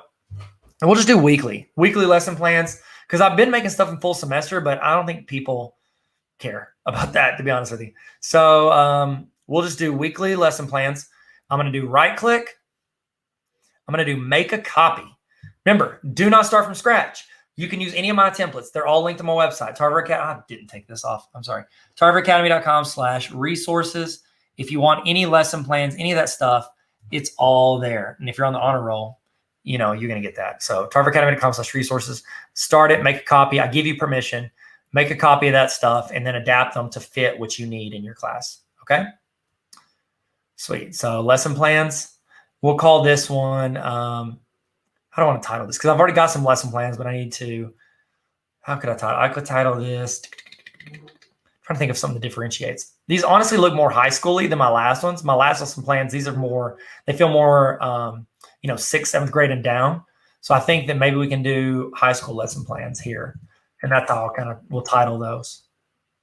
So we'll do high school. All right. And there's just some info about me. I put this on all my templates that I give out for free and just helps them out. So here's the reason. I've already got my backgrounds kind of set up. I've got, look at this. I've already got my templates. I can pull down and use any of my navigation stuff I've created. You have access to all this if you go make a copy of one of my free resources. So you'll have access to all of these slides and templates that I've made. Now, we go in. I'm going to do this. I feel like this is all pretty clean. I don't feel like I need to do anything to that. It all looks good. Actually, I might move this box down. It bothers me a little bit. So I'm going to take this box. I'm going to move it down just a little bit. I'm going to do it with a little, oh, never mind. That worked. Okay. I clicked to add the title of the course. I made a little navigation page to where you can click and it'll bounce to whatever day of the week you want. I just think that's convenient. And then I've got these two slides. I always put in these two slides. I think they're super helpful for students and educators alike. Make it a hub. This can be like your quick links. It's almost like a bookmarks bar or things that you go to frequently. You can put those right here. Then we want to leave this where they can put the week number in. I think week at a glance still applies. Now, here's my other lesson plan. Do you see where this feels more like maybe it's made for lower grades because it's like talking about activities, starters, all that? Okay, so what we're going to do is we are going to go in and we are going to import our new background. Now, I could just import the background and put it in there and replace it, but I want to add this as a actual like, I want to add it as an actual like piece in my master collection. So I'm going to go to View, Master. Then I'm going to go to it. Go to Master Slides. This is where you can go in and create stuff that's in your drop down, okay? I highly recommend, especially once you get comfortable with creating resources, start building out some master slides. You're going to be able to add to your repertoire of things that you are creating. And these are just some of the ones I've made over the past, 6 to 8 months. And so let's go in. I'm going to find my lesson plan one. Where are you, little buddy? I've already seen it. Where is it? Lesson plan, lesson plan. Lesson plan, lesson plan. I'm singing to stall to find my lesson plan. Here we go, here we go. Okay, I don't want, because I could just change it right here. I don't want to change it yet because I want to have this as an option as well. I want both of them as options. There it is, lesson plan, found it. Okay, so what I'm gonna do is I'm gonna duplicate this. So I want to hit Option, drag, just like we talked about with Canva, and then, actually I'm just gonna hit copy. Select that, hit Command copy, and then Command paste. And then it's going to do it. It's going to do it. It's going to do it. There it is. Okay. So now I've got 2 of these. I'm not going to mess it up. I need to title it. This is something I wish I would have done. I could go in and do it. It would take me like 10 minutes, but I need to go in and I need to title it. I'm going to call this Lesson Plan High School. Rename. And I'm going to put this, I'm naming the slide high school. Okay. Now I'm going to import that background that we just created. And it's up and it's up. Here we go. I'm going to go to background and I'm going to choose the image. And then I'm just going to drag and drop what I just created. Yeet. Just going to yeet that into there. Yeet. Sorry, I love saying that. I coach my oldest son's soccer team and my younger son, but my older son, I coach his team, and I like to say, I make the students say, the players say yeet whenever they throw the ball in, on the sidelines. They have to go yeet, and then whenever the goalie throws the ball out, I make him say yeet as well. I don't make him. I highly recommend it. It's not uploading. What's the deal? Let's just go to browse. Okay. Oh, there it is. It's working. I'm just doing it. I'm messing it up. Okay. So, okay, I can hit this. I'm going to delete that text. Now I need to start adjusting some of this stuff. So like these, apparently I thought I'd made that in Canva. It looks like I didn't. I guess I made it in here. But with me making it in here, I can do this. I can do some of this little chicken nugget. I can move that over, up. Okay. It's not really what I want, but we'll go with it. I'm creating my like text boxes. These are the spots where I'm going to, let's see if we can zoom in. You're going to let me zoom in? Nope. Cool. You're just going to skip around. Oh my goodness. Go back. There we go. Okay. So I need to get rid of topic. Sorry. My computer is figuring out how to work. Okay. And you're doing this at home, right? Are you guys doing this? You're like, oh no, I had forgot. It's okay. We're going to get there. Okay. So I'm going to shrink this down. I don't want text to get crazy. And you can choose the default for how this text goes. They added that in there, that feature. Good job, Google. Not really what I'm wanting. I want it to go a little tighter. Nope. It feels pretty good, right? Pretty clean. Okay, so I'm going to clear out this box. Okay, I'm just actually going to clear all this out because this is super complicated to look at all this. So we're just going to delete all of that. Excellent. So I've got this. And now I can choose right here. I can say do not auto fit. I want shrink text on overflow because I want it to shrink around the box. Okay. And you have a bunch of options there. So now I'm just going to hold option and I'm going to drag and put the other ones right here. There we go. Same thing here. Oh no, I messed that up. No, I did it right. Let's go up. Perfect, but I think it'll work. Unit, let's go over a little bit so they have more room to work with. Have more room over here? Yeah, we got to get over here. Okay, same thing here. I'm going to go and add these over. Add option. All right, we're rolling. We're rolling. We're almost done, everybody. We're doing great. Okay, I'm going to add objectives. Remember, I've got it to shrink text and overflow, but I want to give as much room as possible to work with. There we go. I'm going to do the same thing here. Once you get one set how you want, it's a lot easier to adjust because you're just dragging and making your copies. So good. Okay, and this one I'm going to make a little bit bigger because I've got more room. Oh, I wanted to make a number line. Oh, that's what I wanted to do. I wanted to make a number line. How did this lesson go? And then they could rate it on the number line. I guess I'll just say that for the next lesson plan. Man, that would have been sick. I forgot about that. Okay. Now I need one of these. You're going to come with me. I'm going to put it right here. Okay. There we go. Then we're going to make that duplicate there. There. Man, are you guys having fun? Y'all doing this? Y'all feeling good? In the chat, let me know. What of this process have you not done? What of this process have you done? I would love to know. I would love to know. Okay, then we're going to bring that in a little tighter. There we go. Now we should have boxes on all of this. So let's see how this worked out. So we've got lesson plan. We've got this. I feel like I've got it. Remember, I'm going to show you how to do this part, and then you're going to get to do the rest of this. Okay, sweet. I think we're good to go. I think we're good to go. So I'm just going to click over here on the left where my slides are. Not there. I'm going to click over here on the left where the slides are. That way I can click out of it. I'm going to go back to Monday. Okay, so here's what I want to do. I've got that. Now I want to go in and I want to add my new slide that I just created. So I'm going to click my drop down. I could have replaced these slides, but I didn't want to mess up this one in my master in case it's connected to any other presentations. So we're going to take this one. This is the one we want. Let's make sure we have everything the way we want it. Okay. Okay, it's a little, I don't know. It looks a little cluttered. I wonder if I need to set, oh, I've got to set shrink on autoflow. So I think we're good. You would just click to add you click to add all the text. I think we're good. Okay, so here's what I need to do. I need to delete my other slides. So I'm going to click this slide and hit delete. And I'm going to click this. And I'm going to scroll down, hold shift and delete that. And then I am going to I want to create something where they can drag over the top of this. Okay. So they could fill it in. It looks like I think we're solid. Does this one go kind of long?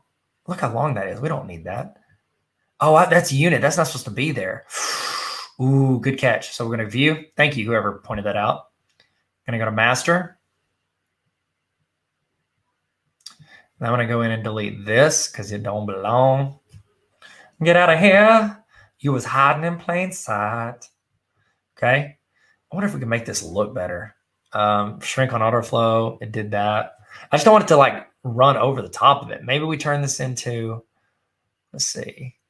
Should we change it, the text box style to make it just a text box? But I like the size of the subtitle. Let's just leave it as is. Okay. You're going to fill it out anyways. So there you go. All right. So we got that. I think we're rolling. Where is this?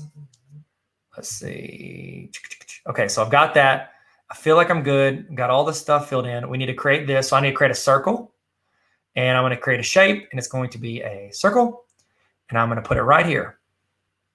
And then I want to make it a good circle. Right size. Not right there. That's not where I want it to go. I want it to go down here. Okay. Now, I want it to be a circle that goes around that. So actually, I'll make it a little smaller. There you go. I think that's good. We're going to find out in a second. So I need to make the middle of it transparent. So I'm going to click on this, make it transparent.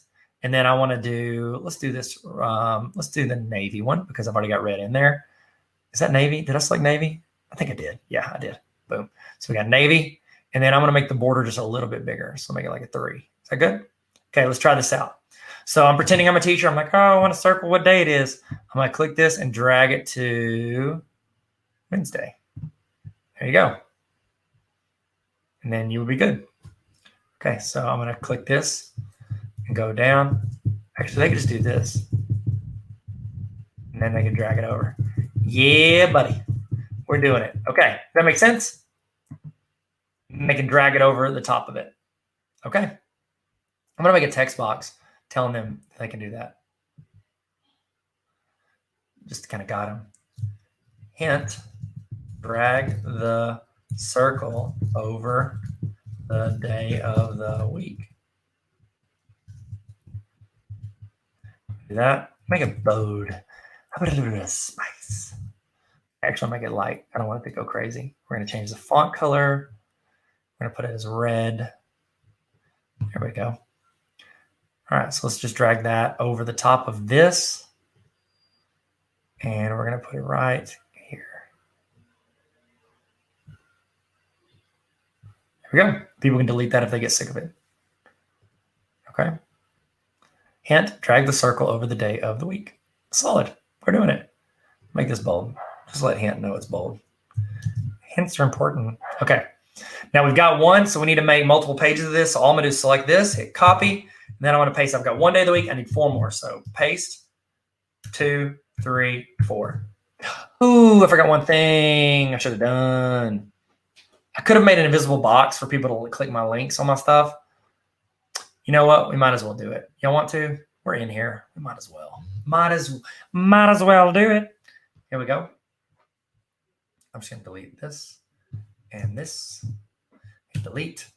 Okay, I'm going to show you how to make an invisible link box. Y'all ready for this? Here we go. Here we go. Here we go. So what I'm going to do is I'm going to do a shape. I'm going to do a rectangle. And I'm going to drag it over my information down here. Okay? Now, sorry, that was gross. Okay, so now I want to make it to where it is transparent on the inside and transparent on the outside. Now, I want to make it link out to something. So I can make it link to my username or my website. I could have made 2. We're here. Let's make 2 boxes. So I can do this over here on my name. And I can have it link out. I guess I'll have it linked to my Instagram. Why not? So Instagram.com/Tyler Tarver, because I do daily tips on there. So maybe they like that. And then I can just hold Option, click and drag. Now I have a second one. And I can drag this over my website. And now I can make it Tarver Academy.com.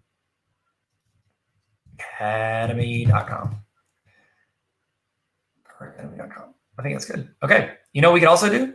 We could also do the same thing for the Butler Teacher. If you want to be a Butler Teacher, you can buy the Butler Teacher Playbook.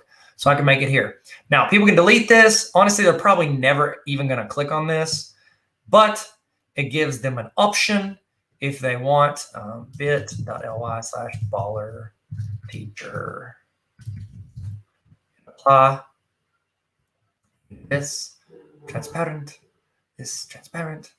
Bam. So now we have transparent there, transparent here. Unless did I just click it or did I make a copy? There it is. That one works. Did this one not work? I think I actually deleted it. Yeet. So we're going to hold Option. Make sure we're holding Option. Making the copy. So I was afraid of this. Okay, so now let's adjust this back. Okay, sorry about that. Now, this is how... oh, that's not how you do it. Okay, great. Now you've done it. Now I need to go make those copies. So I've got a Monday one. Now I need to make it for Tuesday through the rest of the week. Hit Command C. Then we got Command V. Wait for it to pop up. I think I went too fast last time and I lost a little bit of steam. Paste it again. That's 3, 4, and 5. Now, I'm going to show you what it looks like whenever I go in. Let's do the whole process. Is that cool? So we went to Canva. We created the background. Tossed into Google Slides, made this. Now, you want to make this resource available to anybody, okay? So what you're going to do, let's make sure we got everything. 1, 2, 3, 4, 5 days of the week. This got moved. What is this? Oh, man, I put the days of the week in there wrong. So let's do this. I need to drag these 3 up. It's always good to check it again. I almost sent it out, and it was going to look ratchet. So go right there. Okay, so now we're good. It flows into the days of the week. then big reflection from the week, end of the week reflections, and then lesson plans by me. What's up? Okay, sweet. I think we're good to go. Okay, and also I have this slide in the beginning. It's just kind of like telling people about myself, stuff I offer, the free things they can be connect with, and then some of the stuff they want to upgrade. Okay, so you can do the same thing there. Especially if you give them free resource, I don't feel bad. Honestly, I do this page on Teachers Pay Teachers as well if I toss it on that. Now, I want people to have it, so I want to put share. And then I want to say anyone with the link can view. Okay, this just takes out any access issues you might run into later. So we're going to go to change. And we want anyone with the link. Okay, so done. Now, anyone with the link can view it. I don't want that because then you're going to have people requesting access. You're going to have people hitting you up. You don't want that because then you're going to see people in here if you ever go change it. This is what I recommend. Go up here. You go to your address bar, and then somewhere near the end of your address bar, there's going to be the word edit, E-D-I-T. You want to find that, and then you want to highlight everything from the E in edit all the way to the end and delete it. Then you want to type copy. When you do that, I'm going to copy the whole link now. You have created a force make a copy. So for your resource, when somebody clicks the link, it's going to force make a copy. So now I want to go to Solo, which I highly recommend. Let me give you the link for Solo. If you don't have Solo and you're making resources I honestly now recommend teachers, instead of creating a Google site or a Wix, I tell them just create a Solo account. They have free ones, but they also have some pretty affordable paid ones. I'm going to, okay, hold on. Let me add this on here. It's bit.ly/Tarver Solo. Do it through me because that way they just like it whenever I recommend people to their website. And if you ever do pay, it doesn't cost you any more, but then I get like an affiliate amount. So I get like some change on that every month because you did it. So I highly recommend, especially if you're creating resources, doing stuff, everything you do is trying to add to the greater library of what you're doing. And it's also better if you do it this way. You can get a better account just because you're recommending it to people and you're helping them out. So I'll go to my Solo. I'll go to my page that I've already created. Now I want to go down. I want to add a link. So I'm going to add new link. And that's where I'm going to put my link in here. Bam. And then I want to title it High School Lesson Plan Template. Okay. And then a custom, and I'm going to tell them Google slide. I try to be as clear as possible with what I'm offering because I have a ton of resources on my Solo. So it's like I need to be specific. Google Slides template. Okay.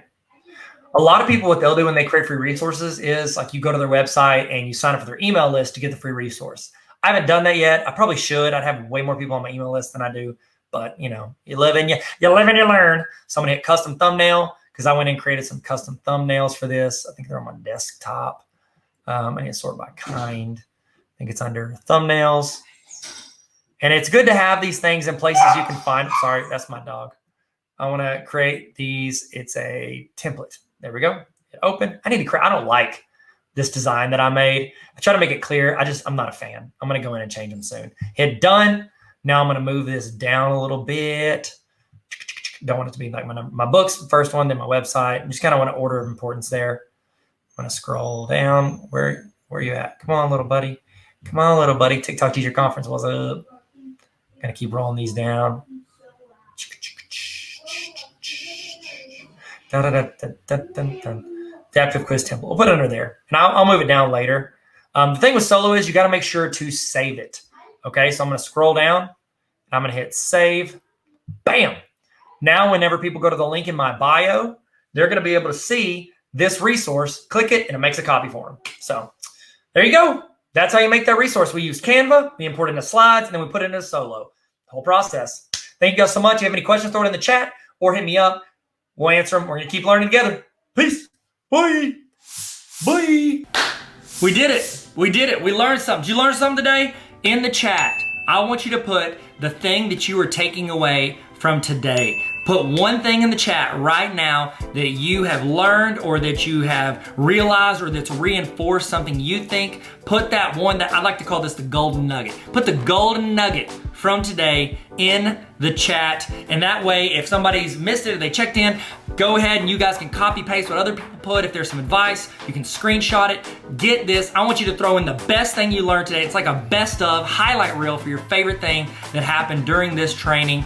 Toss that in the chat right now so we can share and grow together. Okay, we're about to do the evaluation. Before we do, I want to remind you, if you want access to this entire training at any time throughout the year, not just these live broadcasts, you can join the Tarver Academy Honor Roll. Why'd I do this? Hey guys, Tarver Academy Honor Roll. It's like Netflix for teachers. Netflix for teachers, because you have resources, you have templates, you have PDs, trainings. It's literally like a library of trainings, and then access to ask questions, to request resources that I build and send out to teachers all around the world. So tarveracademy.com/honor roll if you want to join the greatest community on the planet. And I'm not biased at all. I mean, all of us, you're on the honor roll. You want to be on the honor roll? Sick. Let's all be on the honor roll. And I'm a dean, so keep me on the dean's list. Hey, that works. Okay.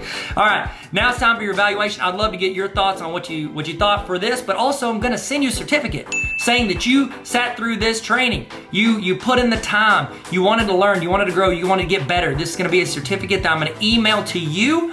What I need you to do is I need you to go to the link on the screen or hover over the QR code with your phone. Get your phone out, hover over it. It's going to ask you a few questions. If you don't get this, it means that you put your email address in wrong. Make sure, please do not rush this. Type your email address in correctly. Please, I'm begging you, because if not, you're gonna email me, I never got my certificate.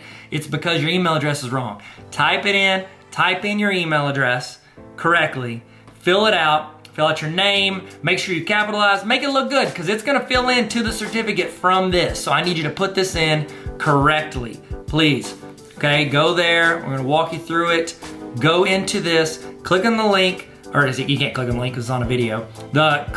Type in the link on your computer or type it in on your phone or whatever device you have. Scan the QR code, fill it out. I'm gonna send you a certificate with a timestamp on it saying what time you ended. You have proof from earlier if you sent in to the other link of what time you started. And then you also got your notes and all the stuff you've learned, your screenshots, all of that to show your administrator or whoever, your spouse. You show your friends, show people on the streets, all the learning that you did. You can frame that certificate. I think we're all getting framed. You get a frame? I'm getting framed. I'm gonna put it up on my shelf. I got too much stuff on my shelf already. So look at this, Lonzo Ball rookie card. If you got any, by the way, you got any basketball cards you want to sell? Hit me up. I've been slightly obsessed with basketball cards, and I apologize for bringing it up. Look at this. I've got this is all Lonzo Ball. Lonzo Ball. I mean, he's the GOAT. Everybody says it. Who's in the chat? Who is your favorite basketball player of all time? I'd love to know. If it's Lonzo Ball, it's quite the coincidence because I had it sitting on my desk. If not, it's probably this guy. Probably this guy right here. See that guy? That's Michael Jordan. No big deal. It's whatever. Don't like to brag about it. I mean, it's not that expensive, that card. But if you got any cards you want to sell, holler at me. I don't know why I said that. I'm just stalling so you guys can fill out your evaluation. All right. Y'all feel good? I'm gonna leave this on the screen for you for a little while in case you had to step out for a second. I'm gonna leave this up. Thank you again so much for your attention and your time and everything that you put into learning and growing with us today. I'm Tyler. This is Tarver Academy. Let's learn and have fun. See you guys later.